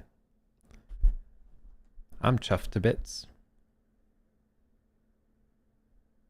I'll let you guys know if it worked, okay? I'll let you go. I'll experiment. I'll test it and let you know. I can offer a gift to increase my chances of a date being a good one. As tempting as my new offal is, I'm going to give Megan flowers instead. I think she'll like them more.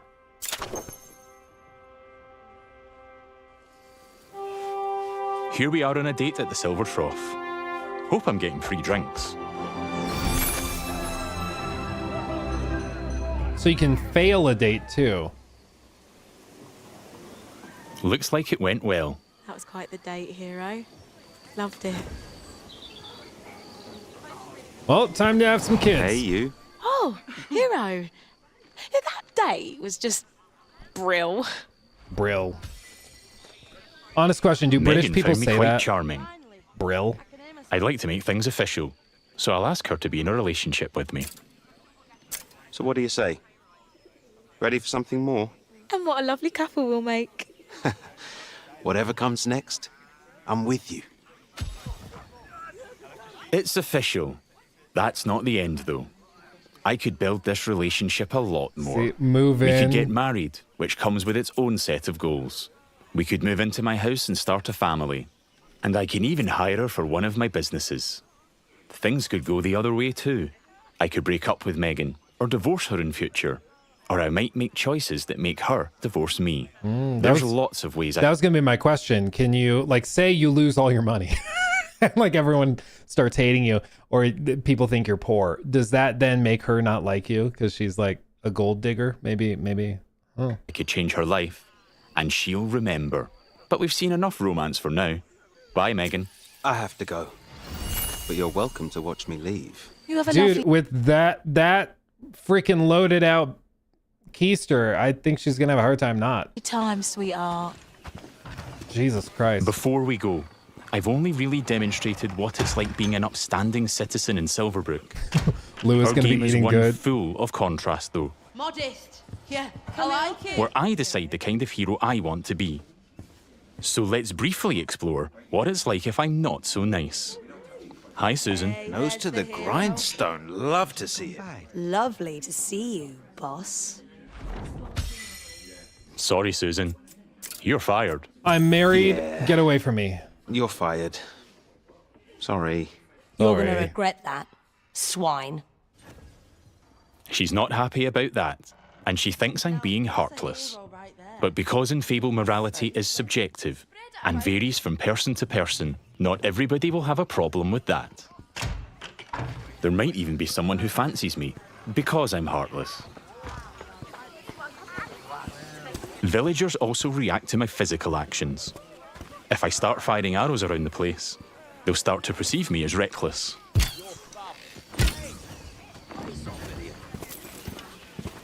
I like that. I can even take pot shots at the locals if I want. Arrow to the knee. And now I've gone too far, but I'm in the mood for a fight.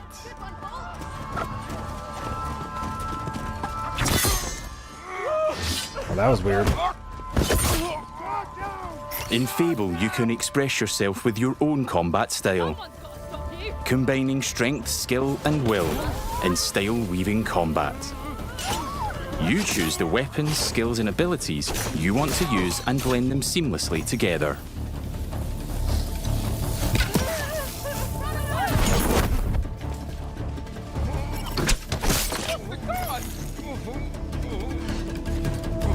Stay still, please.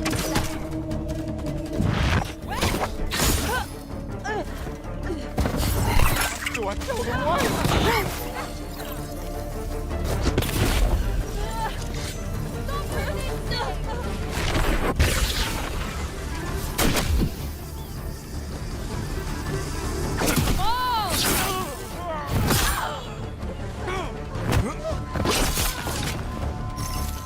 I'm putting up a fight, but backup will keep on coming until I leave Silverbrook. Peacefully or not. I think a tactical retreat is probably for the best. Now I have a bounty on my head which will grow with more crime. I can immediately pay it, or pay a reduced fine, if I spend long enough out of town. My reputations don't disappear with my bounty though. Once I'm known as a killer and a criminal, it'll stick with me until I put in the work to change what people think. Or until I've made an expensive visit to the town crier. Because the people in Albion remember what you do.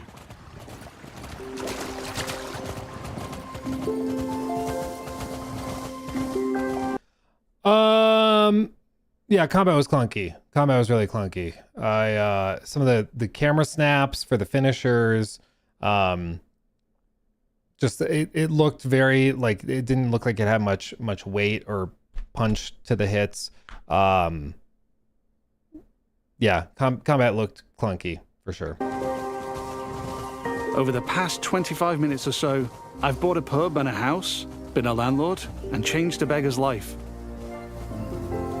I've customized my look, saved a magic talking pig, fought the law, and I've built a relationship with just one of Albion's 1,000 handcrafted, fully voiced NPCs. And here's the reputation cloud again. I'm rich and charming because of my spending habits and my relationships. I'm also a criminal and a killer due to my reckless behavior and fighting with the guards. Yet, I'm shrewd for saving Colin and an entrepreneur because I bought the Silver Trough.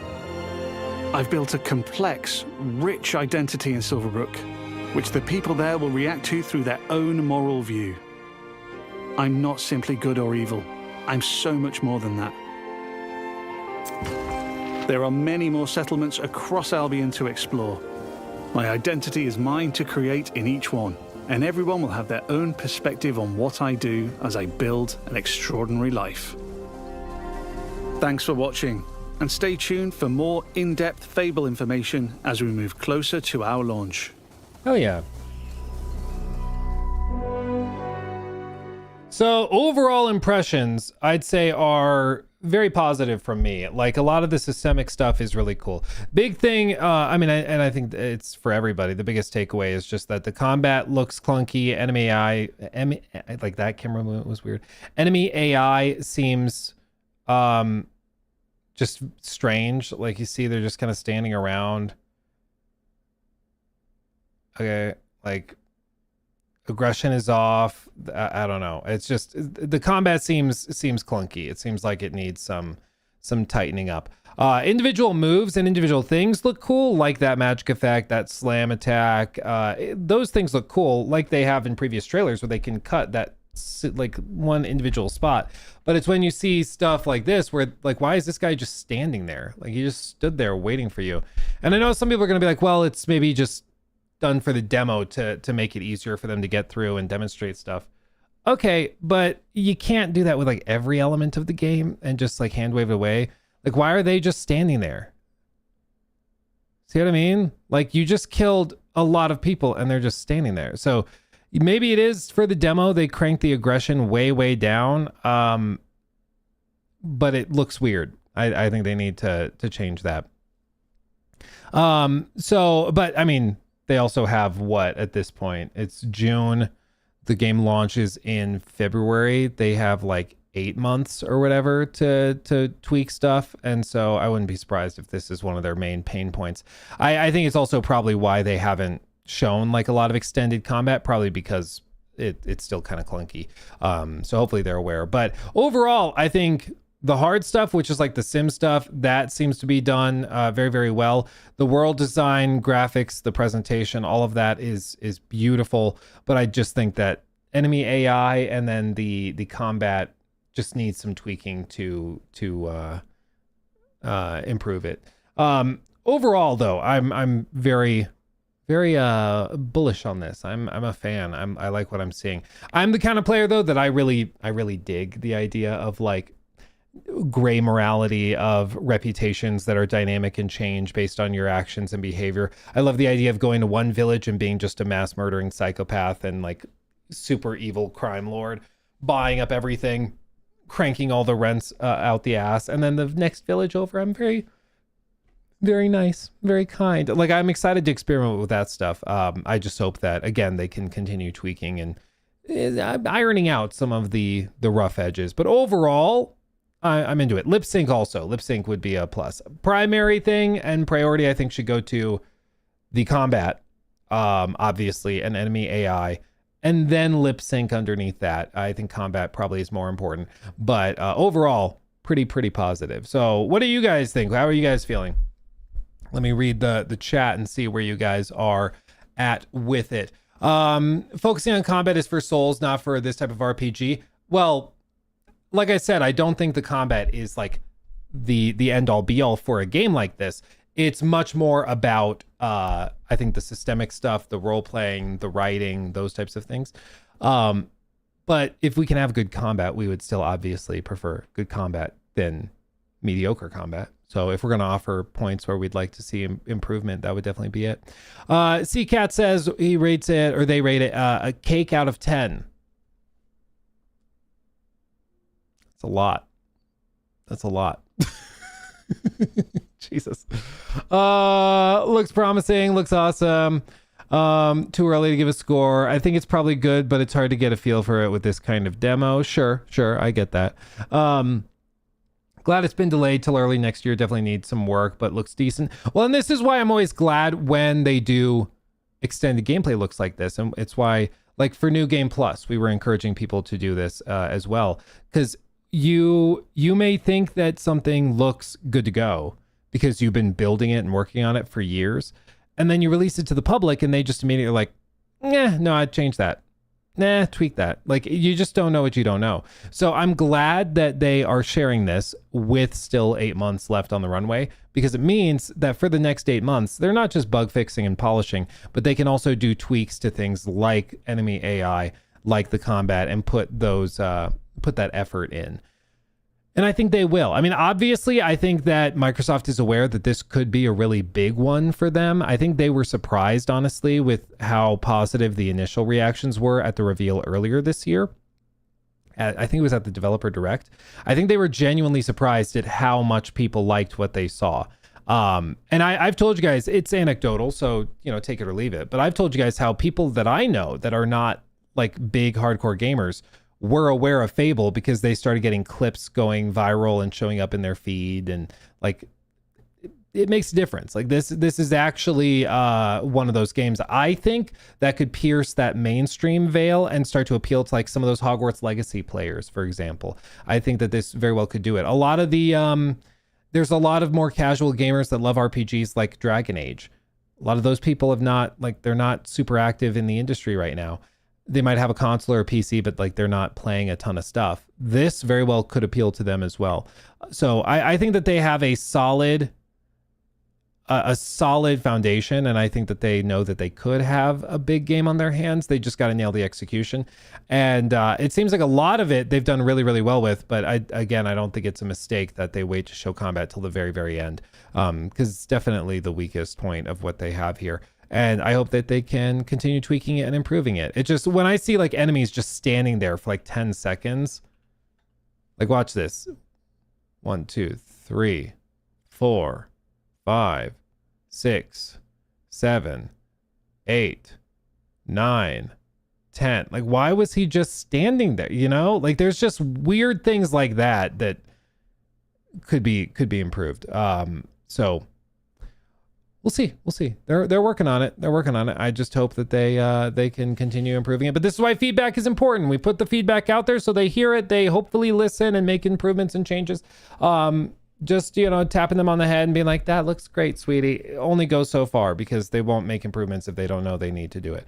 But having said that, thumbs up. I like what I see and I want more. Give me, please. That's it. Maybe there's a hard mode. Maybe. We'll find out.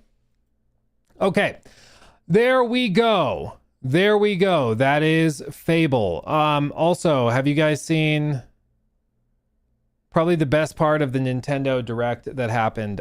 There was this somewhat innocent clip of Yoshiaki Koizumi's working on this game, this like thumb wrestling game, as part of the new The new pack of sport game, whatever sport resort thing that they're doing. As you can imagine, people started clipping the face cam and doing exactly what you would expect with it. So Nintendo accidentally made a new meme. They accidentally made a new meme. Sorry. I don't get this one, dude. I forget the name of this actress, but she's like well known, and yeah, I don't get why, but that's like stern. But man, anyways, show him the cake on the player character. That'll do it. That'll do it. Let's see. Bro doesn't know the internet. Sometimes Nintendo will do stuff like that where I'm like, guys, I could have told you that releasing this into the universe was probably not gonna. People would see the opportunity. But sometimes they're just a little too innocent and naive, and it's just a little funny. It's just a little funny. Let's see. Let's do this. What's the next one? We'll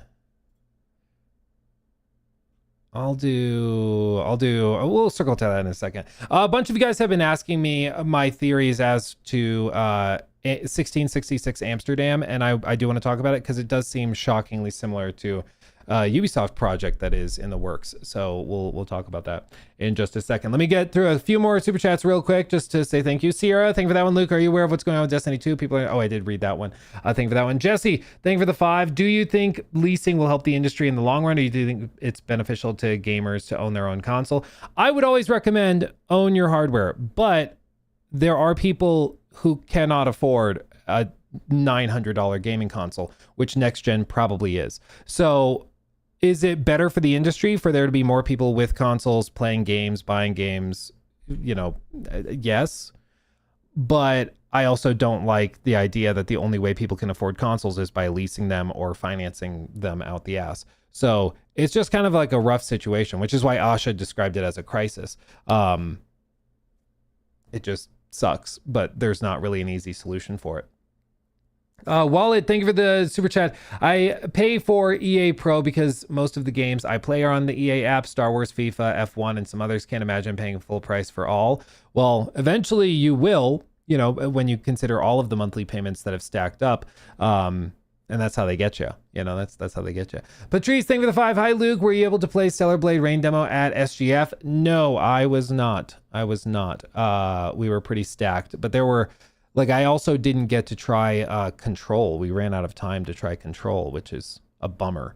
But I also didn't get to try that one, even though it was on my list. We just didn't have enough time. Rat Clown, thank you for the membership. Nicola, thank you for the membership as well. Walter King, thank you for the 3 months. We finally getting Dragon's Dogma 2 DLC, truly Capcom's year. Dude, that surprised me. I was shocked to see that, but I'm here for it. I know Dragon's Dogma 2 got a lot of crap, a lot of it very deserved, but I liked it. I thought that it was fun. Sam Cohen, thank you for 18 months. Love the content. Luke, any update on Crimson Desert Critique? There is, I'm working on stuff. I do think there's going to be Crimson Desert stuff worth talking about later this summer. Call it a hunch, but we'll cross that bridge when we come to it. Q60, thank you for the super chat. Canada had 24-month 0% financing option for the Xbox Series X. With Game Pass included at the start of the generation. It was an easy way to get in retail early in 21. Yeah, and I think that they're going to have a ton of stuff like that for next gen. I think that's like one of their big pushes. Sneaky Pickle, thank you for 7 months. Now you can get a membership for just $10 a day or $12.99 plus a free candle a month. Yeah, see, that sounds like a deal. That sounds great. Link me that. Let's chat M with Jay. Thank you for the membership. Redhead Jack, thank you. Oops, I scrolled too far. Whoops. Oh my God. I scrolled way too far. Oh my God. Where did it go? Oh my God. Oh, here it is. Did you see the new Metro trailer? Looks so good. So impressed with them making this game during war, literally during a war. Also, my Discord never linked. DM on X. Oh, thank you.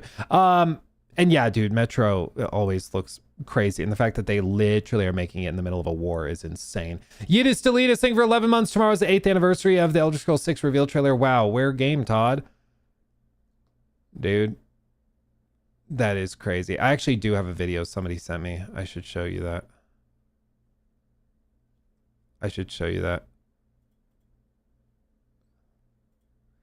Because it was funny. It was funny. I'll show you that in just a second. I do have something related to that. And yeah, it's been almost 8 years. Caleb, thank you for the 20. Again, that was very, very generous of you. Q60, thank you for the membership as well. Mr. 10 years in the joint. Are you the GDC guy? Oh yeah, like I said, I don't know what that's referring to, unfortunately. But if it's about somebody that was at GDC, I was not at GDC. I've actually never gotten to go, so it probably was not me. Zach, thank you for the 20. If Xbox is serious about going back to Xbox and PC exclusives, then 100% don't half-ass it. Oh yes, I did read this one. I do agree they need to be very clear. The case-by-case thing is just still confusing. Fire Emblems, Fortune Weavers is $80. Fortune's Weave is $80. I didn't know that. I didn't know it was 80. That gives me heartburn. I love Fire Emblem, but that I don't like that. Let's chat. Thank you for the 10. Every game does objective morality. Oh, I did read this one. Thank you again. I'm referring to Jonathan Tubular, says Mr. 10 years.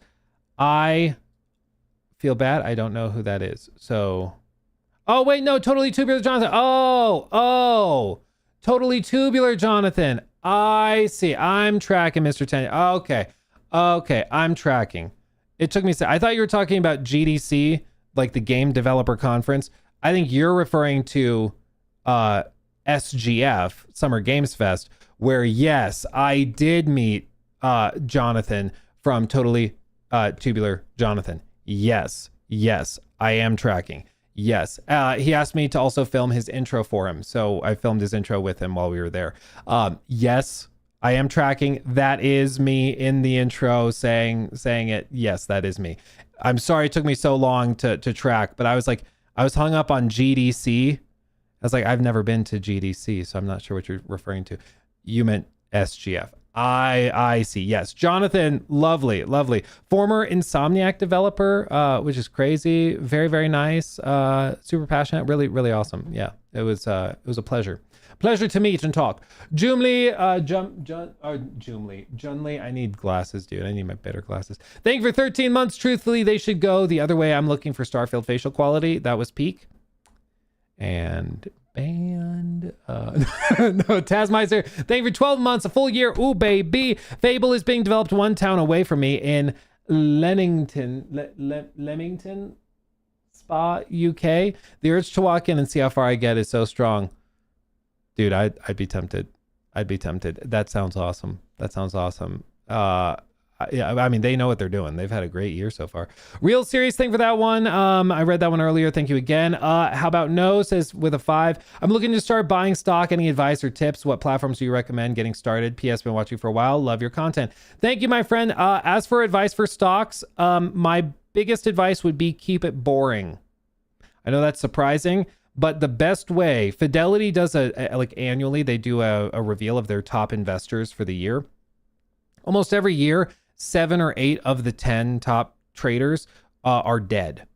The reason why they're the top traders is because they own stuff and they don't mess with it. They don't sell it. They don't screw around with it. It just sits in their account and they don't touch it. Okay. That's the best way to do it 99% of the time. Okay. So my recommendation would be get a brokerage account at like a boring place, like a Fidelity, TD Ameritrade, Schwab, something like that. Robinhood, if it's on your phone, you're going to be checking it. You're going to have the urge to sell and trade and do stuff. It's dangerous, okay? It's dangerous if you don't have the self-control. Get like a boring account, buy boring stocks, and forget about it. That's the trick. You will outperform 99.9% of people if you just buy boring, good businesses, strong businesses, and you forget about it. That's how you do it, okay? It's a lot less fun than thinking that you're like going big brain trading and buying options and stuff. I would just say don't mess with that, okay? Don't mess with that. Keep it boring. I'm buying her business and firing her. Dude, I would do that too. Trafalgar, I totally would. Yeah. Oh, you don't like me? You're fired, literally. Mattman, thank you for the 5. Something tells me Rockstar is going to do something different for GTA 6 info drop. Maybe a full-blown live stream event where all event thoughts. I don't know what their plan is. I do think they're going to do a lot more traditional marketing than people expect. Like, I think they're going to do a lot of TV commercials. Because, again, every gamer knows about GTA 6. But believe it or not, there are people that gamed back, 15 to 20 years ago who would be interested that like they don't know about GTA 6. They don't know it's about to launch. They don't know about new hardware. And for those people, you do need to introduce them to it. And so they're going to spend a lot of money on like Super Bowl ads when the Super Bowl comes around, even though the game will have launched by that point. They're going to do a lot of things at like sporting events. They're going to do trailers before movies in movie theaters. They're going to do stuff like that because gamers know about it. That's not who they have to introduce the game to. They have to introduce it to the more mainstream audience. So I don't know if a stream makes sense. I think it's going to be a lot of like more traditional stuff. Wallet, thank you for that. I'd make my character King Solomon. No, that would be interesting roleplay. Real serious, thank you for that one. I mentioned it earlier about the excessive optimization and streamlining. It Swerves, thank you for that. Yo, Lucas, since we're looking at Fable, I was wondering what the chances are for Xbox to pivot back to console exclusives after that Xbox Direct. I think they're going to slowly do it, but more than anything, I think they're just going to operate the way they did back in 2024, where it's just piecemeal. Occasionally they do it one way. Occasionally they bring stuff as exclusive, but probably none of the big stuff. Like Elder Scrolls, I think if it launched next week, I think Elder Scrolls 6 would go to PlayStation. I don't think that they're going to make the big stuff exclusive. Thank you again to Carson for that 10 about KCD 2. Mr. 10 years, again, I don't really understand what you mean by what happened to the black shirt. I'm not sure what that's a reference to. Real serious thing for that one. I know people can turn into chickens and roast them, so maybe that means you can chickenize someone, roast them, and gift them to someone to date them. Dark. Bro, I never would have thought of that, but that's kind of brilliant. I kind of wonder if you can do that. Armin Coleman, thank you for the 5. I've been playing Crimson Desert. It's fun. I like Unka. Just got him. Damien's, I think, the fast one. Yes. Unka is baller. Unka is great. Unka is life. Native Main, thank you for the 5. Is THQ pulling an Elder Scrolls 6 with Darksiders 4? They're not quite there, but they're approaching it. Tuti, thank you for the membership. Christopher Burnett, thank you for the 5. Why are so many people upset with Tupac being in Stranger Than Heaven, calling it disrespectful? It's a way to honor his legacy. I think the difference, the question is that the estate approved it. It's not clear if the family approved it. And so if the state, which is separate from the family, approved it, it seems like it was done maybe as a cash grab and much less as something to honor him. I don't think we'll know until the game comes out. RGG knows what they're doing. Snoop is involved. So I'm guessing it's not gonna be crazy. If anything, I think he probably walks in the room, gives a nod, probably doesn't even have a line of dialogue, and then leaves. Like I don't think it's gonna actually be that big of a part of the game. That's just my suspicion. I don't have like news breaking, but that's just my guess. Christopher's Jahome, I think. Thank you for that. What's your take on Zelda Ocarina of Time? How do you want it done? Faithful and well, and I hope it performs well in terms of like actual performance, frame rates, all of that stuff. I'm interested in it. I'm surprised it's still launching this year, but we'll see how they thread the needle. Nintendo's just crazy enough to try and put it out right next to GTA 6, maybe giving their players something to play while everybody else is doing GTA. I don't know. I think that would be a mistake. But we'll see. We'll see what they do. The fact that there's no date on it, but it's this year is surprising. I don't know. Nerdy Giant, thank you for the 10 as well. So not gaming related, but have you watched the trailer for Whalefall, bro? No, thank you. I have not, but I will pull that up in another tab. Oh, wait, no, this is, yes, I did see this one. Yeah, it's about a scuba diver who gets sucked into a whale's stomach and has to survive. One of the more bizarre concepts I've seen. I think it's based on a book, but yeah, I did see that. That was wild. Almost there, guys. 3 more extra. Greasy, thank you for the 5. Luke, thanks for always being 200% authentic. Are you gonna talk about LOZ? Oh yeah, about Ocarina of Time. If any game can go ahead with GTA 6, it's that one, graphics peak. I think so. To be clear, being Nintendo exclusive and GTA not being on Switch 2 at launch, at least, I do think it would be good for Nintendo fans. The reason why I think it's a bad idea is just because it will then put everybody in the position where they kind of have to pick and choose if you have both platforms. And I think it's like an unnecessary thing, you know, when you could just drop it. I think November 1st, November 2nd, early November, that's great. You have 2 weeks before GTA 6 comes out. That's fine. I'm surprised nothing has tried to go close to November, frankly. But I think anytime within a couple of days or in the week or so after GTA 6 would be a mistake. Personally. And the other boring thing, I'll mention this, the other boring thing people don't really consider, if you launch next to GTA 6, GTA 6 is going to be buying up all of the marketing spend for like TV commercials, for like probably YouTube ads, Twitch ads. It's going to be everywhere, okay? They're going to bid that up. If you go head to head with a behemoth AAA game like that, you will have to spend more on your marketing because GTA is bidding it up, right? So it's just unnecessary. Whereas if you launch 2 weeks before or 2 weeks after or something, your marketing spend is going to be lower because you're not competing and not bidding each other's stuff up, you know? So that is one of the more boring things, but you do have to consider that, you know, if you go against the $500 million in marketing they're going to be doing for GTA 6, you're going to have to spend more yourself. Whereas if you launched in late October, you don't have to do that. You know, it'll be much more affordable. So it's one of the more boring things to consider, but I do think that that is a piece of it. Thoughts on Wo Long 2? First was fun, but flawed. I mean, I understand some people get like, or have gotten burnt out with these types of games, but I think it's solid. You know, is it a masterpiece? No, but I think it's solid. It's a good time. Not every game needs to be a 10 out of 10 to be worth playing, you know. Sonic Core, thank you for the 5. I feel like, we will look back on last year and the next 2 the same way we look back in 2000s in regard to actual games. Halo, Assassin's Creed, Gears, similar. Yeah, dude, there's a flood. There is a flood. Yeah. Last game I thought we'd get a sequel to was Wo Long. Yeah. It's, I mean, I guess I'm not that shocked that it's getting a sequel, especially if they can do it relatively quickly. Like, I'm not expecting them to reinvent the wheel. I think it's just going to be like basically, you know, a bunch more content in that same wrapper, basically. Yeah, and then thoughts on the Mafia DLC. I'm excited for it. I think it's going to be interesting to see how that ties into everything. But yeah, I think it's pretty solid. I'm excited to see where that goes. Real quick, I want to show you this.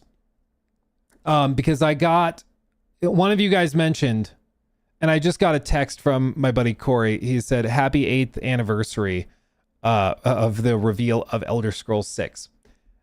Sure enough, just about 8 years. I think it's 8 years tomorrow, technically, maybe today, I'm not sure.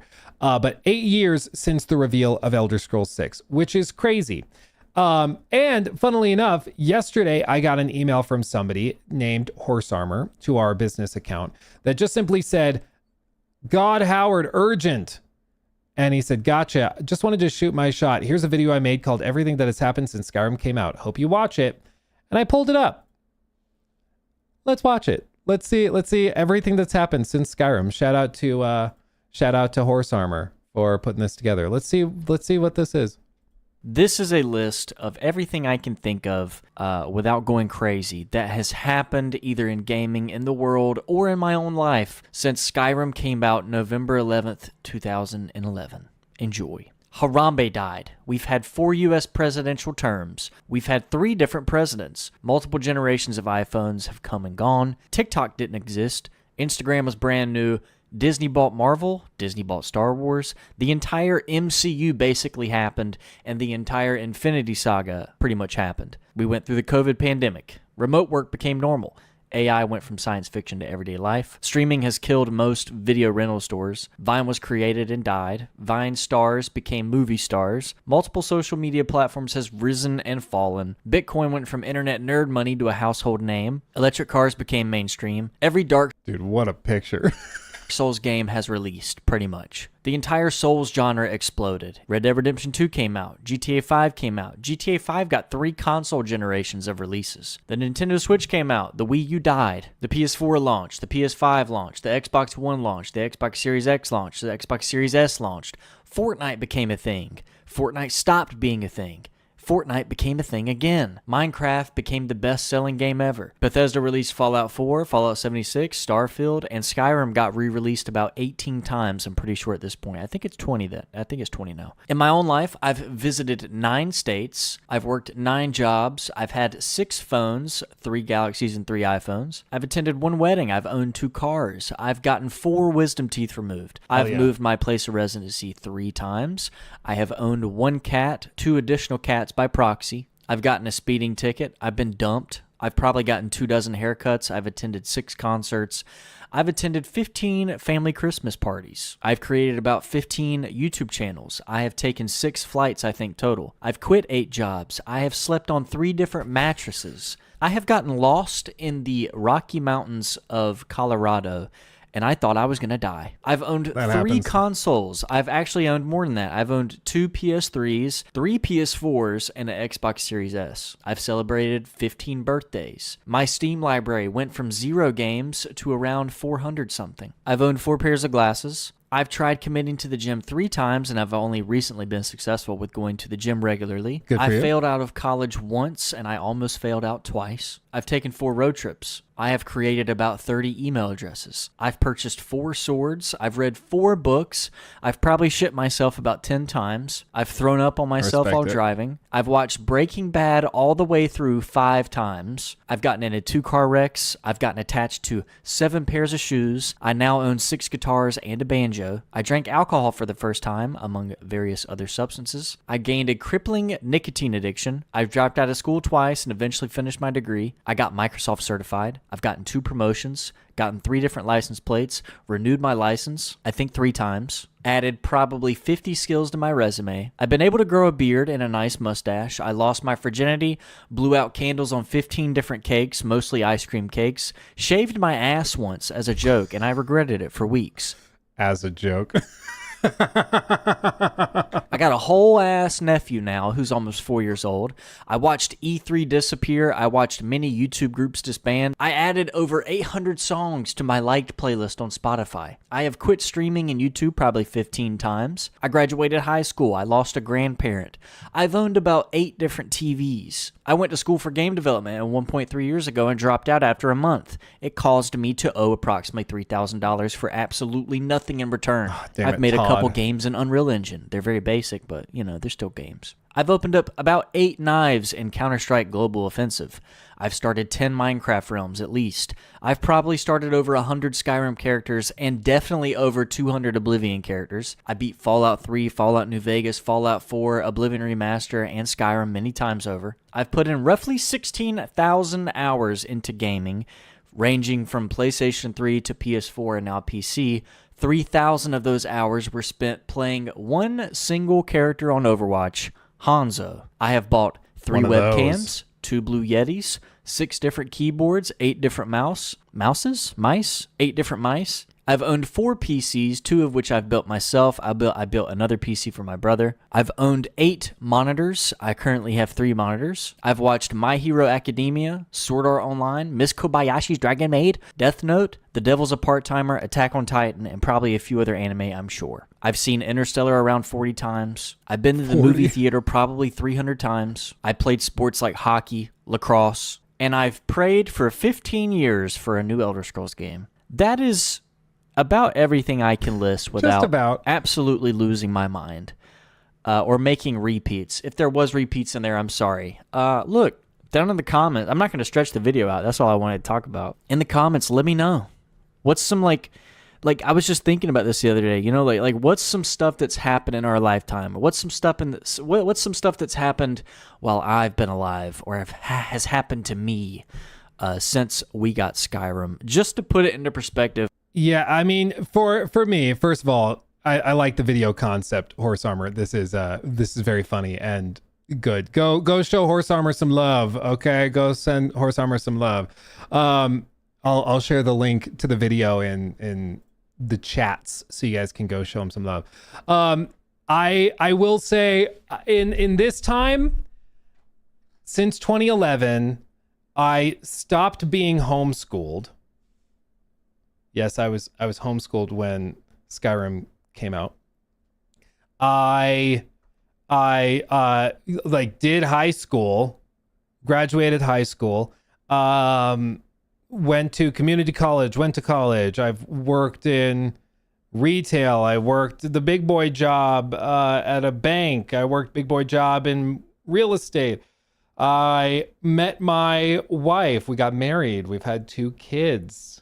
We bought our first house. I like built YouTube channels, you know, that went from 0 to whatever they are now.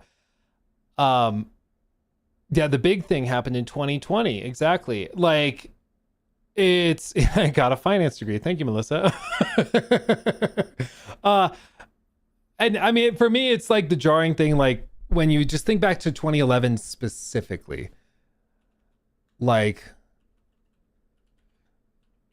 in 2011, do you know what iPhone released in 2011? The iPhone 4S. Way back in the day. Way back in the day. The iPhone 4S. This was cutting edge. Brand new. Brand new. They had just introduced Siri. Yeah. Yeah. What was the Samsung Galaxy that released in 2011? Oh, it was the Galaxy S2.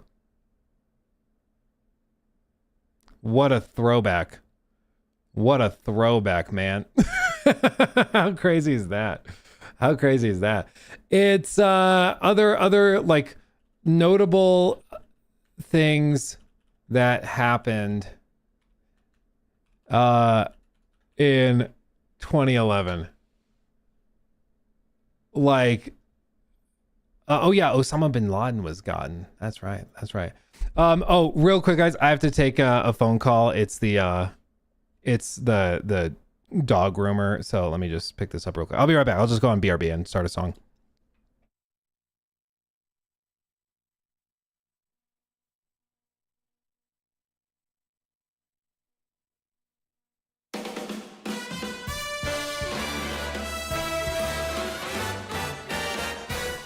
Take me on home to the asylum. Never alone in the asylum. Anarchy ruled, it was wild, but through it all you never smiled. Joke's on you, I'm in your head, so look who's laughing now. Remember in Arkham City, I killed your girl, so pretty.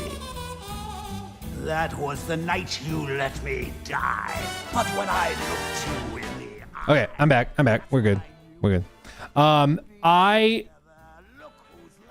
wait, no, I lost the tab. Ha! Jason Todd's dead and I can't stop laughing. Yeah, we also got... From 2011, we got the complete collapse. Like, when did Destiny launch? Destiny, the original Destiny. When did that launch? What?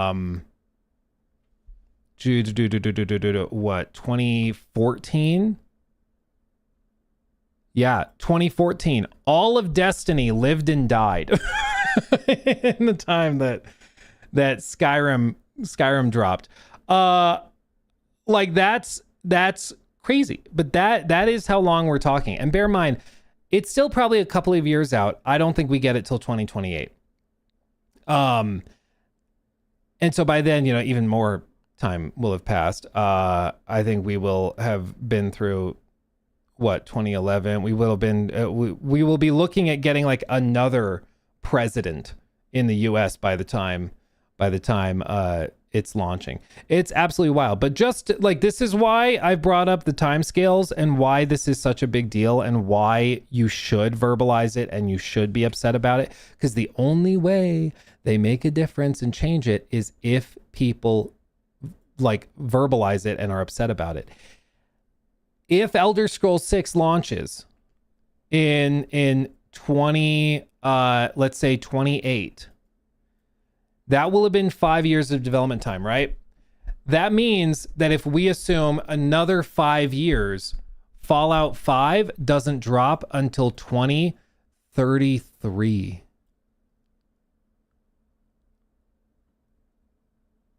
And bear in mind, Todd has made comments recently saying that no. When I said Fallout 5 comes after Elder Scrolls 6, I just meant it comes some point after Elder Scrolls 6 comes out. So to me, my sneaking suspicion is that there's another project between them, like their own Elder Scrolls 76 or Starfield 76. I expect there's something like that that's happening.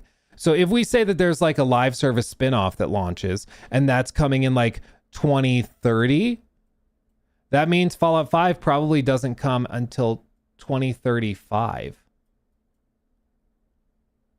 This will be 20 years after Fallout 4. 20. Our minds are blown over 15 right now. 8 years since the announcement of the game. Like, that's crazy. That is wild. And I would go so far as to say borderline unacceptable.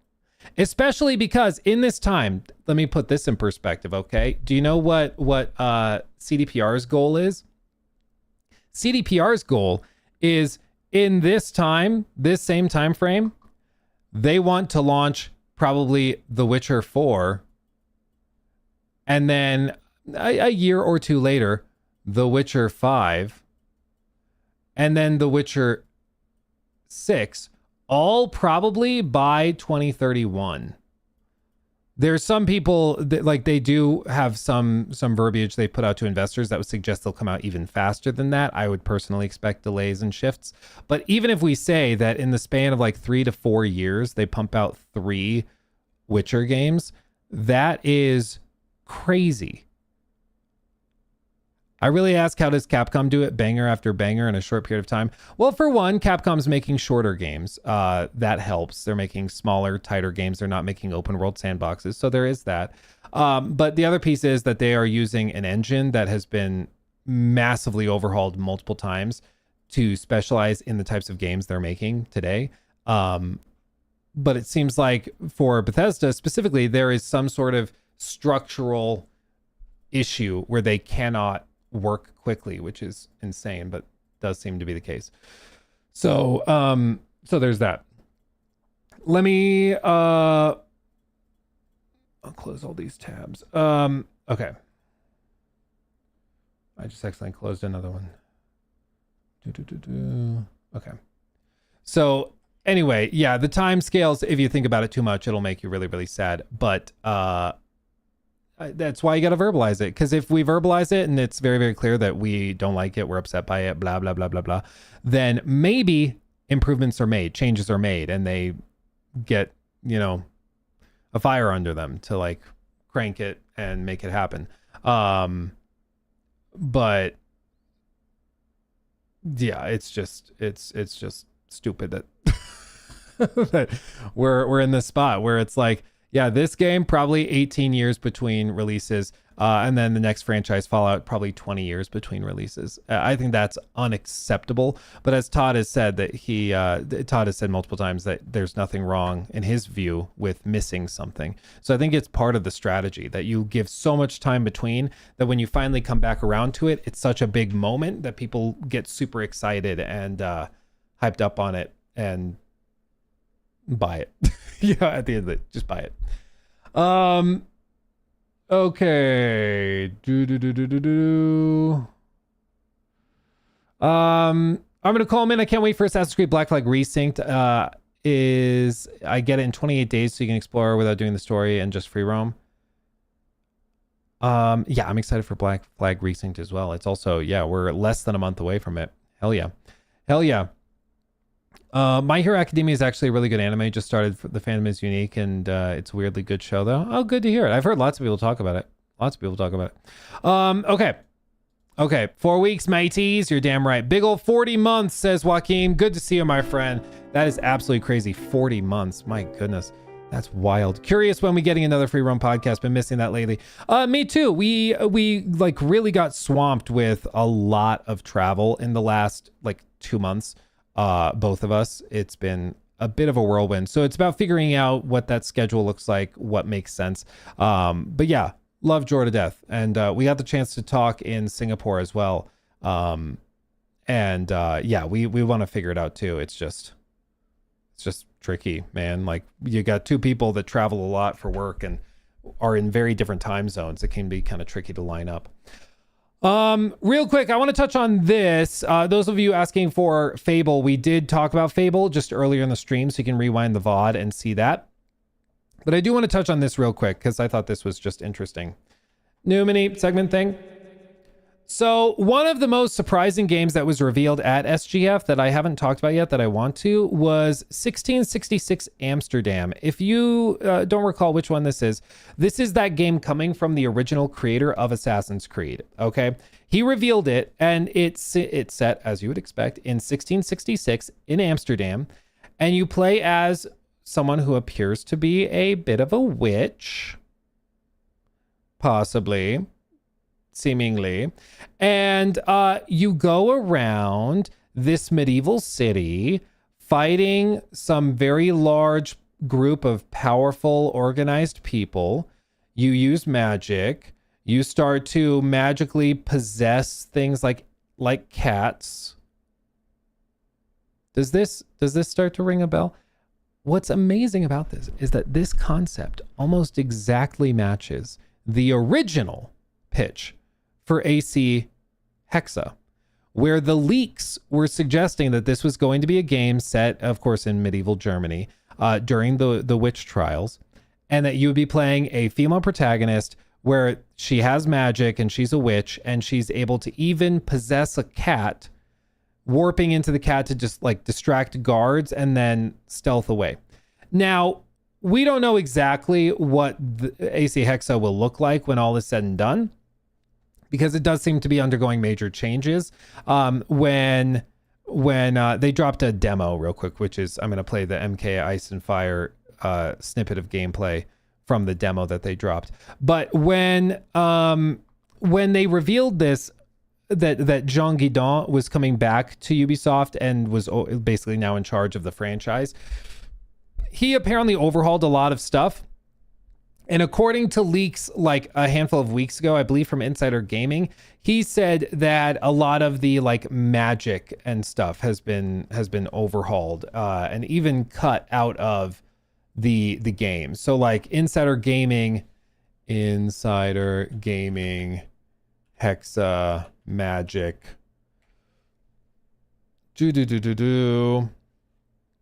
Where's the clip?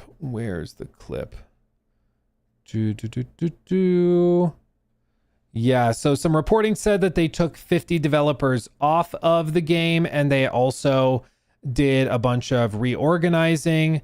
Yeah, so it'll take a more grounded approach. So as you can see here, Jonathan reported on it. Jean Guidon, who began overseeing the Assassin's Creed franchise earlier this year, has decided to remove the cat companion feature from the game. Instead, the game will take a more grounded approach to witchcraft with the game's protagonist understanding the science of chemicals. For instance, she knows how to make a smoke bomb, which to ordinary citizens may make it look like she can disappear. So instead of her actually being magic, she uses chemistry to like make smoke bombs and stuff to make them think she's magical. But it's much more grounded is the point. So I don't think Hexa will end up actually looking that much like this based on those leaks, but I just find it fascinating that the original creator of Assassin's Creed is making a game that, at least based on the elevator pitch, is almost 1-to-1 to the original pitch of Hexa. Even if Hexa ends up being very different when it launches. I just find that fascinating. I find that very, very interesting. I don't know how that happens. I got several DMs from you guys asking if I thought that either he heard the pitch about Hexa, loved it, and decided to do it himself, or if it was the opposite, where Ubisoft got whiff of what he was doing and decided to try and do their own version of it, or if it's just parallel thinking. I honestly don't know.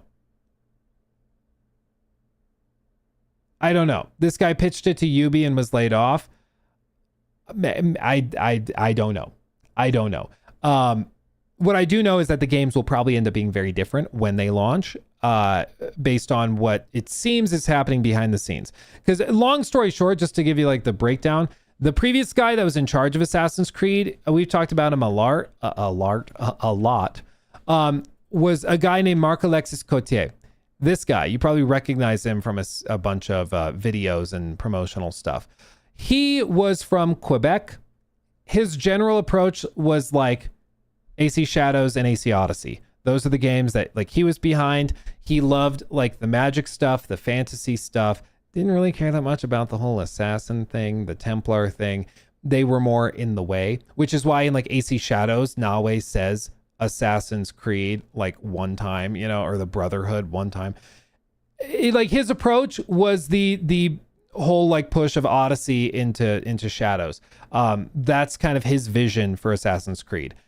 He's gone. He was effectively laid off. I mean, that's his argument in court, at least. They basically demoted him, told him he could go work at another place, but not on Assassin's Creed. He claims that was tantamount to firing him, but you know, whether that holds up in court or not, who knows. But he's gone. That's the point. He's gone. And the guy that's replaced him and is now in charge with a few other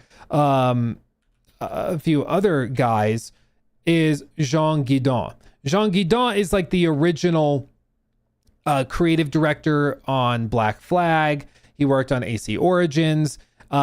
He's been around for a while, and he's actually directly worked on multiple of the like fan favorite and top performing Assassin's Creed games of all time. So he's now in charge. And when he came in, he stepped in and said, we're not doing just straight up magic. We're just not. Like, even if you can sort of explain it away, like, oh, it's an Isu artifact, we're just not going to do that. So he came in, has apparently cleaned house, and is trying to overhaul the project in one way or another, which is going to be interesting. But it sounds like 1666 was very, very similar to the original pitch of Hexa when Mark was in charge. The Jean Guidon version of the game, I think, will be very different. But time will tell. We'll see. They're overhauling it. It's, you know, coming out next year. I think originally it was supposed to come out this year, but they've done like multiple reboots and overhauls of it. Because Assassin's Creed has been going through this crisis where they're trying to figure out what they want to do, if they want to do the magic stuff or not. But it seems like, at least as of right now, they're leaning away from just magic and fantasy, and they're moving more into like keep it grounded and more realistic. Now, this does look interesting. I saw this game and I was like, that actually looks kind of badass. I'm very interested in this one.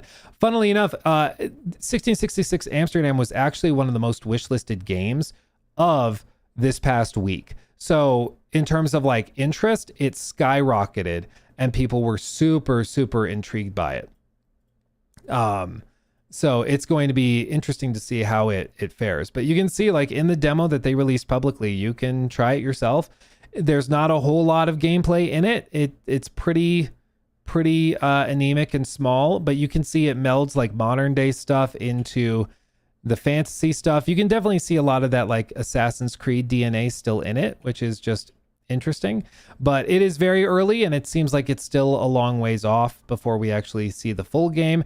And I think that that's part of the pitch of like the reveal when they did it was you reveal it to try and get the big publishers to come and throw money at you to make the game. But it seems interesting at the very least. Like as far as execution, I think this is interesting. They have a lot of work to do because the demo, like I said, is like you're standing, you're like barely doing anything, you're just walking around, and then a couple of those charts and some modern day stuff. So it's not what I would have expected for a demo, but it's going to be interesting to see. Like, I think people wanted to see this. People wanted to play this, and that's just not available right now. So we'll see what happens as development goes on. But at the very least, it is fascinating how similar the games are. What came first? I don't know. Maybe it is just parallel thinking. It's like, hey, what if we made a witch game and set it in this rough time period? Maybe that's all it is, but it is fascinating how similar they are. I can't wait to find out more about both, though. Like 1666, I think looks cool. And I really like the idea of Hexa. We just don't know anything about it. I mean, we got like the logo spin. So I'm hopeful that they nail it. What we do know is that apparently everybody at Ubisoft who like is a top performer is asking to be put on Hexa. Like it's the game everybody wants to work on. So I'm optimistic that it ends up being awesome if all the top talent, and it is, to be fair, it is coming from Montreal, which is like their blue chip studio. It's like the big studio that they put all their eggs in that basket. They love that studio. So we'll see, but time will tell. But I just think it's fascinating. Yeah. The fact that people are calling it a demo when it's a prologue is a PRL for them. Yeah, well, didn't they phrase it as a demo? Maybe they did say prologue. Maybe I'm part of the problem. I don't know. Residence of Plague Tale Legacy. Dude, I love Plague Tale. I don't have anything to say about Resonance yet. ... But hopefully soon we can chat about it. Did anyone play the prologue? Was pretty terrible, sadly. Yeah, well, I mean, hopefully they're looking at it and they're getting the feedback that like this isn't quite what people were expecting. You know, the fact that they downloaded the demo or prologue or whatever and wanted to find out about it shows that they did a good job intriguing people, but whatever the gameplay was that they got did not match their expectations, which is the problem. And I think it's more that people wanted to see being a witch in a medieval city. That's what they wanted, but instead they got a lot of other stuff. So I think pacing and expectations is the problem. That's the problem for them. Hello from On. Thank you for that. Hello, Luke. Lots of good stuff announced in the last week, but I don't know if I'm the only one who feels like there's a lack of visual identity. Probably doesn't help. 70% of the games are made with UE5. You do still need a lot of really good art direction to make something stand out. One of the games that has like one of the most like amazing art styles that I can think of is Sea of Remnants. This was that one that was revealed with this or shown off with this trailer, if you remember, like with the music. But it's like a pirate game that has like an art style all around dolls. It's been shown off. That music video thing didn't really show what the average game looks like or gameplay bit looks like. But it's like got some DNA, it seems like, from Sea of Thieves. It's very interesting though, because everybody's themed around being like a puppet or a doll. And it's just got a very, very strong art style. I kind of love it. I'm gonna be real. I kind of love it. But I agree that like visual distinction is important, and that's something that a lot of games struggle with, unfortunately, in the age of Unreal Engine 5. But we'll see. Real quick, I want to touch on this one. A child could have been born when Fallout 4 was released and could graduate high school when the next Fallout game is released. Yes, literally. They could have been an infant when Fallout 5 dropped, and they could be legally allowed to drink by the time the sequel comes out.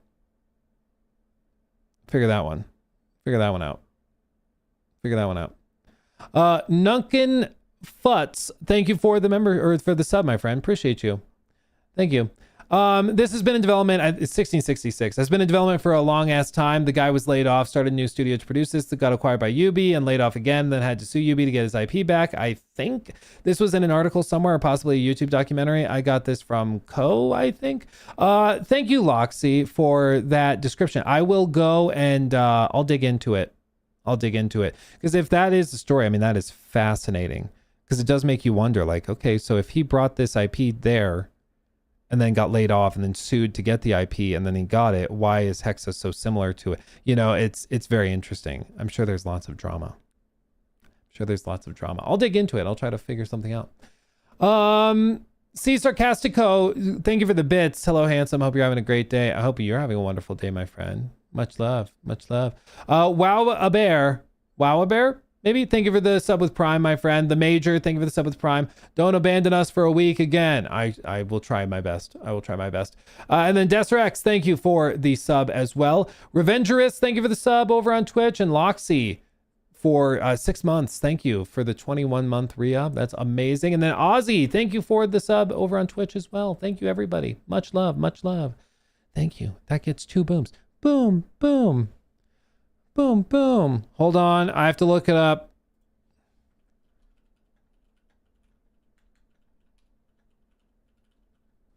I have to look it up. It made me think of it. Oh, we're so sorry to hear about your brother that passed away. He gets 5 big booms. Boom! Boom! Boom! Boom! Boom! So sorry to hear about your brother that passed away. That gets 5 booms. Boom, boom, boom. It's just the most nonchalant. Yeah, sorry your brother died. That sucks. Oops. Sorry. Real quick, I want to talk about one more game. Okay? I actually have stuff to share specifically about this one that I think is kind of cool, kind of fun. So I'll share this with you. Can I copy media link? Yes, I can. Yes, I can. Okay, I'm going to show you this stuff because it's pretty cool. Okay, so you guys probably remember a game that was revealed this past weekend during Summer Games Fest. It was a game that some people have been following and keeping an eye on for a while because it's coming from a studio that it originates from a couple of developers that have a pretty storied history, specifically within Naughty Dog and like even Infinity Ward with Call of Duty. And I want to show it to you because it's interesting. It is interesting. Let me see if I can find the exact snippet I'm talking about. These guys. Okay. Now, okay, let's do this. New segment. All right, I want to talk about one more game. Crossfire. This, of course, was shown off at Summer Games Fest and generated a good bit of buzz because it's coming from a couple of devs that have a background at Naughty Dog and even Infinity Ward, and they've been working at a brand new studio that they built to basically make this game called That's No Moon.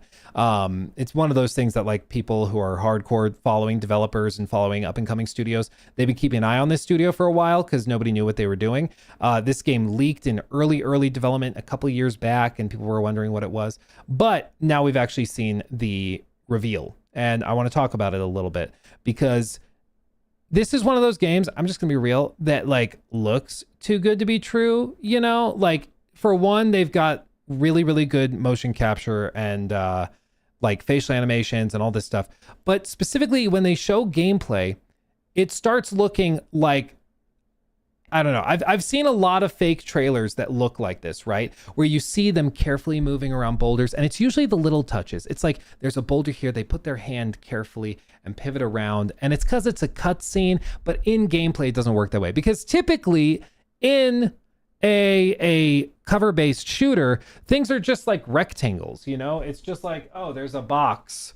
You hide behind the box, you shoot over the box, then you keep hiding in there, you know? That's what typically happens in cover-based shooters. But this trailer shows the player character like crouching and swiveling around all sorts of different dynamically shaped boulders and rocks and trees, going into crevasses. Like, what? Like, look at that. Look at that. The shuffle down around the boulders, fully dynamic. Like, what is happening? It looks too good to be true. And even like to some people, they have straight up said this looks fake. Well, I want to talk about this because I actually got the chance to meet Taylor Kurosaki and also this lovely gentleman, Jake, who I think they'll put his name tag up. Yeah, right here. Jacob Minkoff. These two are a creative duo, which doesn't happen that often in the industry anymore. The only one I can really think of is like back in the day, Neil Druckmann and Bruce Straley. who did, of course, Uncharted 4 and The Last of Us together. But they, of course, ended up splitting. Bruce went off, made his own studio. But these guys have worked together for like 18 freaking years. They like follow each other and they work on stuff together, which is just kind of cool. You don't see that very often. But they are like OGs of the Uncharted series. They worked on Call of Duty for a little bit. Like, they actually do have a track record that's pretty impressive. And you guys remember last week how I didn't stream on Monday?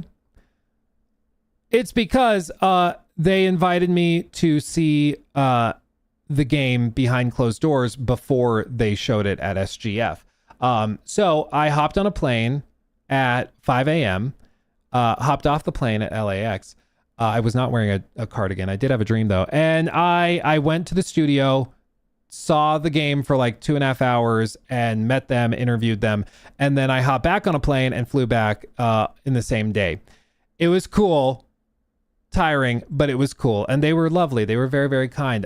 Fun fact, this studio where it's based, this is just fun fact before I get into details. Where they are making the game is literally in the same soundstage. So like it's a building where their studio is, and then they have a soundstage on the side. That soundstage, this is it, is literally the same one that was used to do motion capture for Uncharted 2. It's like, this is literally the building where they did motion capture for all of Uncharted 2, for all of Uncharted 1, like all of it. This is the building. This is where it happens. Okay. And they like have custom built this out. It also, fun fact, this building before they got it as part of their studio, they actually used this same soundstage to do motion capture for the Lion King live action remake. I guess to like do motion capture for human character. I don't really understand how you would do that, like, because it's animals, but what do I know? But this is like a pretty big deal, and like a storied, sacred ground, a storied motion capture studio. Just a fun fact, you know, who knew? But this is why their motion capture stuff looks so good, because they are using like a massive motion capture studio. If you're not familiar, a lot of studios nowadays outsource their motion capture and don't do it locally. So like even Black Flag Resynced, I believe all of that motion capture stuff they did for the Resynced was done in Toronto. Even though the game is being made in Singapore, the motion capture was done elsewhere because they don't have a motion capture studio close to them that makes sense for the actors to come to. And so they outsource it elsewhere. Whereas for them, they literally get up from their desk, walk 100 feet and go and do it, which is just kind of cool. But the main thing I want to mention is that we got to see a live demonstration of gameplay where they literally booted up the game, a work in progress build that was pre-alpha, of course. And they just played the game for like 20, 30 minutes, whatever it was, and showed it running without any cuts, without any edits. They showed the full gameplay. They asked that I not be specific about what we saw because things are still changing and adjusting.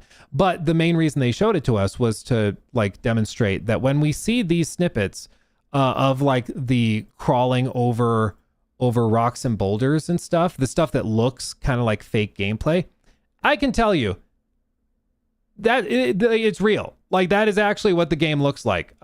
It's a little ridiculous. And I hope they go into more detail in the future, but they developed a custom system to try and change how cover-based shooters work. Because like I said, typically in cover-based shooters, everything is just rectangles. It's just blocks. And it's like, sometimes there's tall blocks that you can kind of stand up against. And then there's others that are on their side. And so you have to hide behind it, crouch down. But typically, everything is just a rectangle or a square. Like that's pretty much it. There's not much wiggle room beyond that. With this game, though, they tried to specifically design a system that allows them to do whatever they want. And they said there's many reasons for it. For one, just because it creates interesting gameplay and dynamics. Two, because you can have environments that look much more realistic because you are not bound by any of those objects or shapes or anything. You can do literally whatever you want to do and everything's dynamic, so it just works.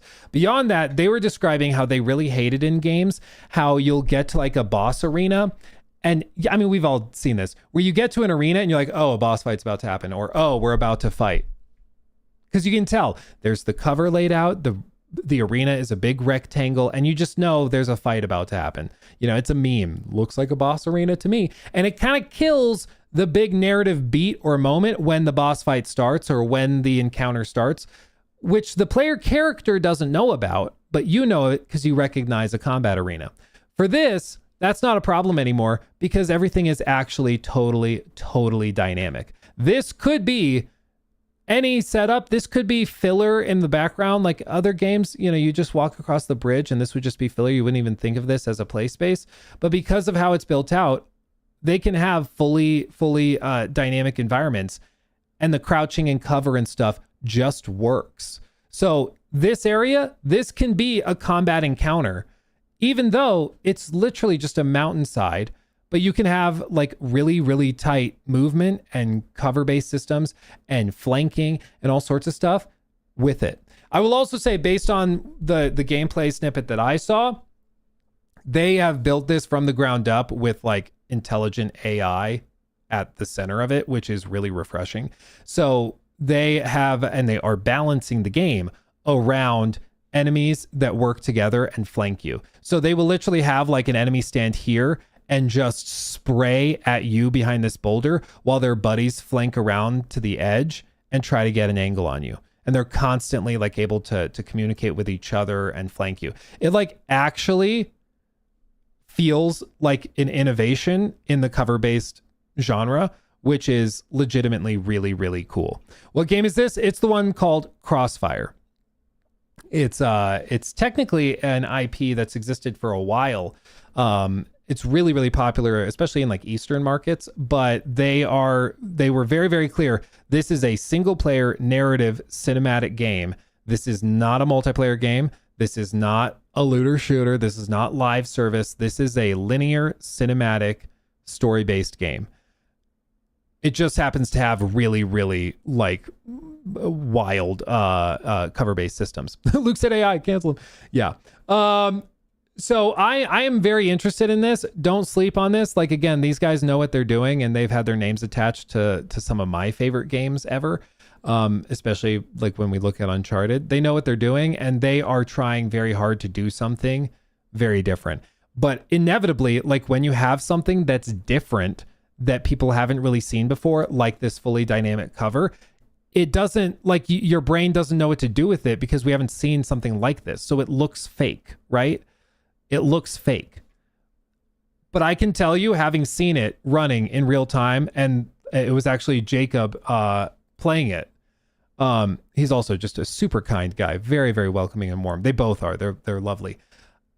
He was playing it, and I can tell you, like, no, it's real. Now it's early in development. They're working on it. You know, I don't know exactly what their timelines are looking like, but they are.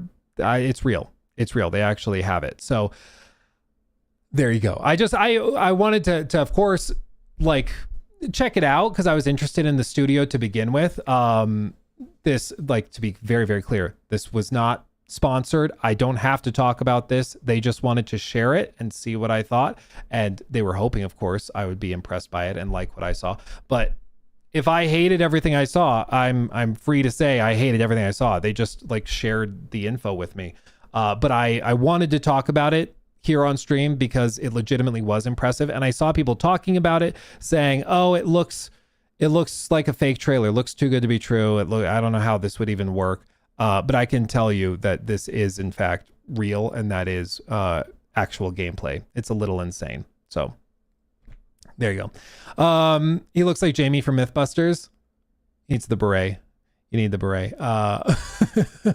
But yeah, it's real. They talked a little bit about the systems, which I'm glad they did on stage, but I think that they'll need to do like a full gameplay deep dive.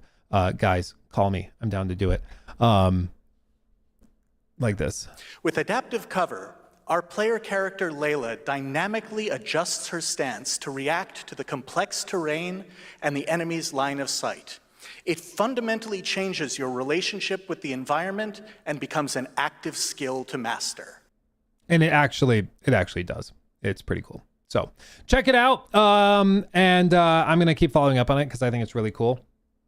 And yeah, they were lovely. And honestly, of all the games that like I hope end up being awesome and doing well, it's games like this. Like it is a game that is unapologetically, it is a new studio making a linear cinematic story-driven game in a genre that typically is not that. I mean, typically these types of games only exist in like the live service format. So I'm excited for it, and I hope that you guys check it out too, because it seems cool. Buns of Steel. No, that was the player character in Fable earlier. My God. Jesus. Craziness. Okay. Let's see. Did I have, what was some of the other, let me see if I had another tidbit. There was, I thought there was one more I wanted to touch on. I'm not sure. Hold on. It was, I wanted to talk about Crownfire and yeah, I did both. Okay. So what's up with Far Cry? They're working on it, but apparently it's gotten into some development trouble. They're trying to, I think again, what seems to have happened at Ubisoft is that things were going in one direction from like 2020 through 2025. They had a bit of a crisis with Star Wars Outlaws. They decided to reorganize and overhaul everything. And a lot of that happened in 2025. So there's new people in place, new directors, new executives, and they are coming in and trying to right the ship. And that means changing direction on a lot of stuff. So I think a lot of things that were previously happening have been revisited and changed. Far Cry, probably one of those. Assassin's Creed obviously has had a lot of that happen. So they're just in a weird spot where they're trying to fix things. We'll see if it actually works. But yeah, it's happening. It's happening. Ubisoft Winnipeg, I hear, just closed down. Yes, I'm going to be honest. I don't know what they did. Like, what was Winnipeg known for? Oh, Winnipeg was responsible for maintenance and development of their proprietary engines, Snowdrop and Anvil. They were a tech support studio. Okay, gotcha. Yeah, it's my understanding that under the new Creative House's setup, their goal is to have more of those people under one roof. So, like, bring in the Anvil Engine tech team to Montreal, have it all there, as opposed to spreading it out globally. I can't say I'm that surprised. Can't say I'm that surprised. Fable 3 dropped 30 minutes. Oh yes, we did talk about that earlier on stream. Don't worry. Don't worry. Let's see, much needed restructure. Yeah, that's why, like, I see the layoff stuff and I understand it's like, you know, immediately people want to go and act like totally shocked by it, but I'm like, bro, Ubisoft, I don't know where they're at now, but Ubisoft very recently had like 19,000 employees. They do not make enough money for 19,000 employees. Now I think they're down to like 17,000. That's still insane. They don't make enough money for that. Like, that doesn't make any sense. So seeing stuff like this is not that shocking. Thank you, Kevin, for tagging me in this. Ubisoft is closing its studios in Belgrade. They worked on Skull and Bones, Ghost Recon, and Rainbow Six. And Winnipeg, they worked on the engine stuff, plus restructuring in Barcelona around Rainbow Six. There are also cuts to global publishing, around 380 jobs. Yeah, I think these layoffs have been in the works for a while. I don't think any of this is, like, shocking, unfortunately. I don't think so. Destiny had 800. Yeah, well, when Bungie was purchased, it's my understanding that Bungie was around 1,800 employees. And then they spun off a team. You remember they announced that they were moving this team over here, spinning it off into its own company, and they were moving other people to work within PlayStation. They did a bunch of stuff. They laid off a bunch of other people. Now, I think Bungie is around 700 to 800 people. Honestly, after the next round of layoffs hit, which is mainly going to hit the Destiny team, I wouldn't be surprised if Bungie drops all the way to like 400 people. It's just what happens. Just what happens. You guys are forgetting about the most important reveal, Nintendo Switch Sports Resort. That's true. That was a reveal. that was a reveal. I will be honest. The other one, I got to touch on this. I almost forgot. New segment for a game that I'm totally baffled by. What the hell is happening? I'm trying not to crash out, but it's getting hard. Okay, fam, we got to talk about Duskbloods. I forgot to turn it off. Fam, we got to talk about Duskbloods. What is happening with this game? Okay, this is a From Software game from Hidetaka Miyazaki. This is from the guy, the Elden Ring guy, the Dark Souls guy, the Bloodborne guy, the Sekiro guy. Like, this is coming from the guy. Literally everything he touches turns to gold. The game is releasing this year. It's a Switch 2 exclusive. Not coming to PC, not coming to other consoles. I know a lot of people are thinking that it definitely does. I do not think so. I do not think Nintendo spends all that money to make it an exclusive just to give up 6 months later. I think the whole idea was that this game, as with a lot of the other stuff that they're doing on the Switch 2, bringing a ton of more mature games over to Switch 2, they're trying to get an older demographic to come in and buy into the Switch. And it's an amazing console in terms of performance. Like, if you've not seen what Resident Evil 9 looks like on a Switch 2, it will blow your mind. Like, it's ridiculous. And I'm saying that as somebody with a Legion Go 2. I have other handhelds that are also awesome. Bro, the Switch 2 runs it like it's nothing at a lower TDP. Like, it's actually crazy. But this, I think the whole idea was get the exclusive From Software game and people will flock to us and buy it. But they showed a trailer at the Nintendo Direct. Everybody thought that they were gonna like actually reveal something, reveal like unedited gameplay, show what the game even is. The trailer is 1 minute and 1 second long. Most of that is just black screen and titles. And then they say closed network test, specifying that you need Nintendo Online membership and that's sold separately. So bear in mind, you have to buy the console and the online membership in order to participate in the closed network test and, of course, eventually buy the game and play it. It is so thoroughly baffling, this game. It is bizarre. It is absolutely bizarre. I don't understand what's happening with it. And people are talking about it, like this one, Einrun on Twitter said, I don't know if it's From Software or Nintendo, but the marketing for this game so far has been weird AF. We're supposedly close to release, but barely got anything substantial today other than the closed network test, and it didn't even confirm a date for that. Kind of killing my hype a bit. Got my Switch 2 yesterday, though, God bless.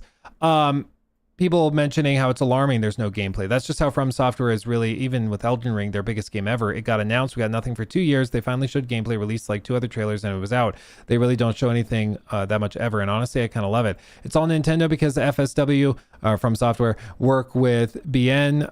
Not anymore. BN is Bandai Namco. They don't work with them anymore. They self-publish from now on. They don't leave a year gap between trailers. I think the whole thing is just bizarre. It's just bizarre. And honestly, I've not really seen a lot of discourse or like anything for it. It's been kind of surprising how there's just not a lot of discussion. Like, again, the idea that there is a new trailer for the next Hidetaka Miyazaki game from Software, and in a day it did 214,000. Like, there was more footage on Switch Sports Thumb Wrestling than Duskbloods. That could just be an email. More than a year of waiting and you give us straight crumbs. So what's Duskbloods all about, Nintendo? We don't know either. Man, we need a longer video. 1 year later and we get an even shorter trailer with even less gameplay. It feels bad. All From Software games got to have Maiden. We decided on Winged Rat with cute eyes because that's the Nintendo way. 1 year later and I still know absolutely nothing about this game. At the very least, it seems like the marketing is not doing a great job of explaining anything. What I find more baffling, like, yeah, if they want to be secretive, that's fine. The fact that they reveal a network test and they don't even have a date. What? How do you not have a date? How do you not have a week, a month? How does this make any sense? How does it make... I so thoroughly do not understand this. Now, I've learned my lesson. Never underestimate the power of From Software's fan base and community. I thought Night Rain was not going to do very well. I'm very, very like direct. I was wrong about Night Rain. I did not think it would blow up the way that it did. I did not think it would be as successful as it has been. So I've learned to never underestimate the power of that fandom. But I do think it's fair to bring up the point that this is a different animal. FromSoft fans are like a lot on PlayStation, on PC, of course, some on Xbox. I don't think there's a big community of FromSoft fans on Nintendo, which means that probably the majority of people who will be playing the Duskbloods will have to buy the console to do it. I think if you're going to try to make that, that's a tough sell. And the fact that we're literally months, because the game is releasing this year. They reiterated that. They've not addressed that. They've not changed that. And they have a network test this summer. It is coming later this year, within months of today, and nobody knows what the hell is happening with it. Like, it's absolutely baffling. It's absolutely baffling. But maybe it ends up blowing up. I mean, with From Software, you just never know. So I've done polls. We've talked about it on stream where I'm like, honestly, how many people are going to spend the money to buy a Switch 2 for this? I don't know. Switch 2 price increase. When does that hit? Remember the price hike will spike up. I think it's in September, was it?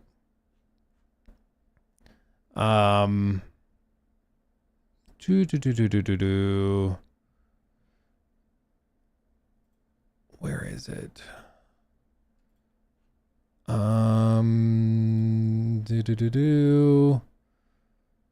Yeah, starting September 1st, the Switch 2 will cost $500 in the US. At the same time, prices will increase by $50 in Canada, up to $680. Like, it's very, very possible that in September, say this game launches late September. I mean, maybe that's what they're waiting for, is they're waiting for people to do like a full reveal of it until they are past the point. So when people buy new consoles, they buy it at the higher price. Maybe that's what they're doing. That would be slimy, but who knows?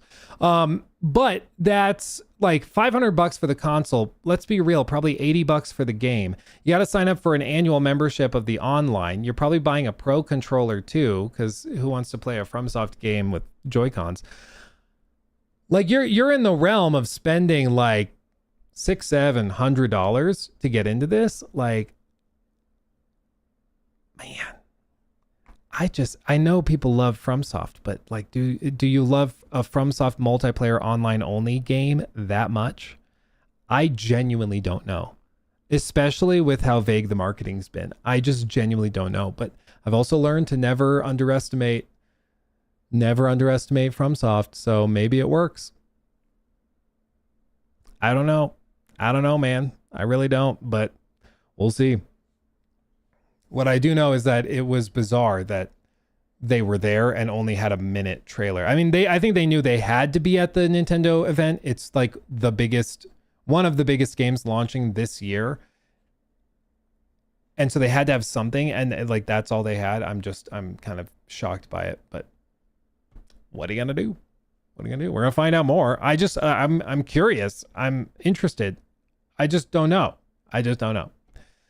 I've played almost every Souls game, but F that. Well, I think a lot of people are just like not into that idea. Yeah, it's just $700 is cheaper than a Steam Deck. True. But I would argue that if the game was going to launch and was exclusive to the Steam Deck, not just PC, but exclusive to the Steam Deck specifically, that still for a lot of people is a tough sell. Like $700 for effectively one game for anybody is just a tough sell. Because yes, you can be like, oh, well, you'll get Mario Kart as well. Oh, you can get Donkey Kong Bonanza. You know, you can say that, but I think the vast majority of the people playing Duskbloods would be buying it to play Duskbloods. Like, maybe this is naive of me, but I don't think there's a huge community of like Donkey Kong fans who are itching to play Duskbloods. You know, maybe I'm wrong. I genuinely don't know, but I just don't see it. But we'll see. We'll find out. I hope to find out more. I hope that the playtest or the network test is public and they don't like NDA it I hope it's something. It'll probably blast out and leak anyways, so they might as well just make it public, but we'll see. We'll see. Maybe a timed exclusive Hopium. I would guess if it was a timed exclusive, they would have mentioned it by now. I don't... The fact that they've not mentioned it, I think, to me, tells you kind of all you need to know. During the direct, the chat was blowing up about Duskbloods. Well, yeah, it's the one that people probably have the most questions about more than anything. Like, people see Ocarina of Time, they're like, yeah, it's gonna be sweet. Excited for that. Just tell me when, you know. Show me gameplay, sure, but I think people are just like generally excited for that. For Duskbloods, the operative emotion, I think, based on what I've seen, is just confusion. Like, people just don't know what it is or what makes it worth it. Like, I don't know. If Duskbloods has Fable level cake, maybe. That's a good question. People love FromSoft. They do. The question is, do they love, like if you're a diehard FromSoft fan, you're probably a fan of like Elden Ring, of Bloodborne, of Sekiro. Like, you're a fan of these games that are mainly single player Souls-like games. This apparently is totally different. It is a multiplayer, always online game that like has elements of like roguelikes, but then also elements of like looter games. Like, I just don't understand. So I don't know, man. You're not going to play Elden Ring on the Switch. Well, you will be able to. I think in August is when it drops. They are finally releasing the port of it. Who knows how well it runs. Apparently it ran so poorly, people forget. Switch to IGN. This was a video from IGN. IGN made this video. Elden Ring on Switch 2 is a disaster in handheld mode. Become Elden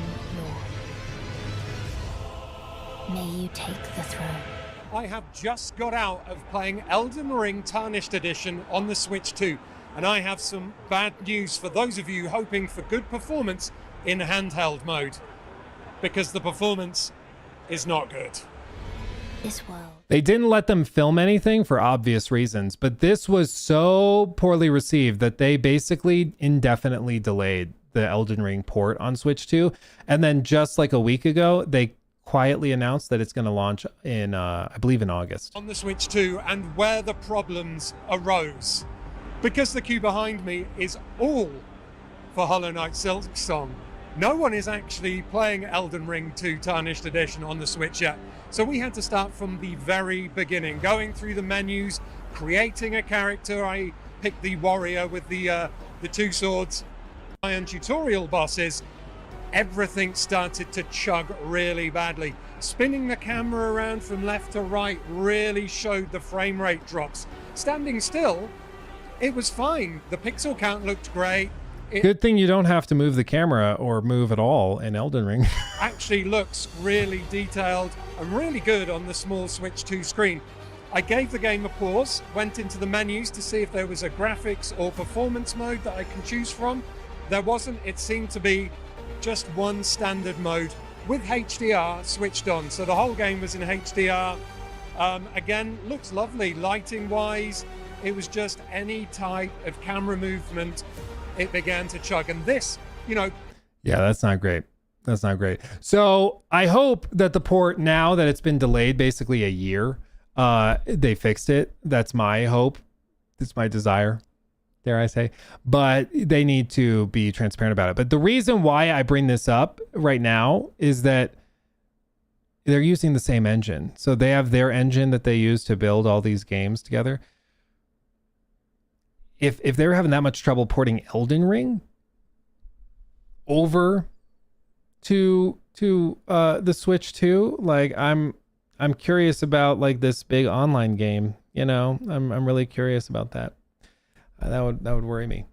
That would worry me, especially if they're not showing gameplay, if they're being really quiet and like vague about stuff. It doesn't look great. But like I said, never underestimate FromSoft fans. Like, they will show up. It's just, will they show up if they have to spend $700 to do so? It's one thing to show up spending whatever Night Rain was, 30, 40 bucks. That's one thing. 30, 40 bucks. People can do that.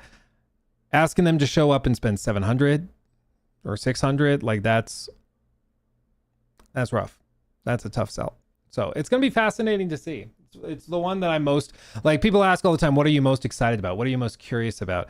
There's a bunch of different games for each of those categories. The game I'm most curious about is Duskbloods, because I just genuinely have no idea. Either it'll launch and nobody will give a crap and it'll be a colossal disaster for Nintendo that spent a ton of money, and it'll be the first From Software game in a long time that people just have kind of shrugged off and don't really care about. Or it'll be so massive that it becomes like a Switch 2 system seller, 10 out of 10 perfect scores across the board. It's like, you know, move aside Destiny, we got a new live service game in town that everybody loves. Maybe that's what happens. I don't know, but I'm so curious.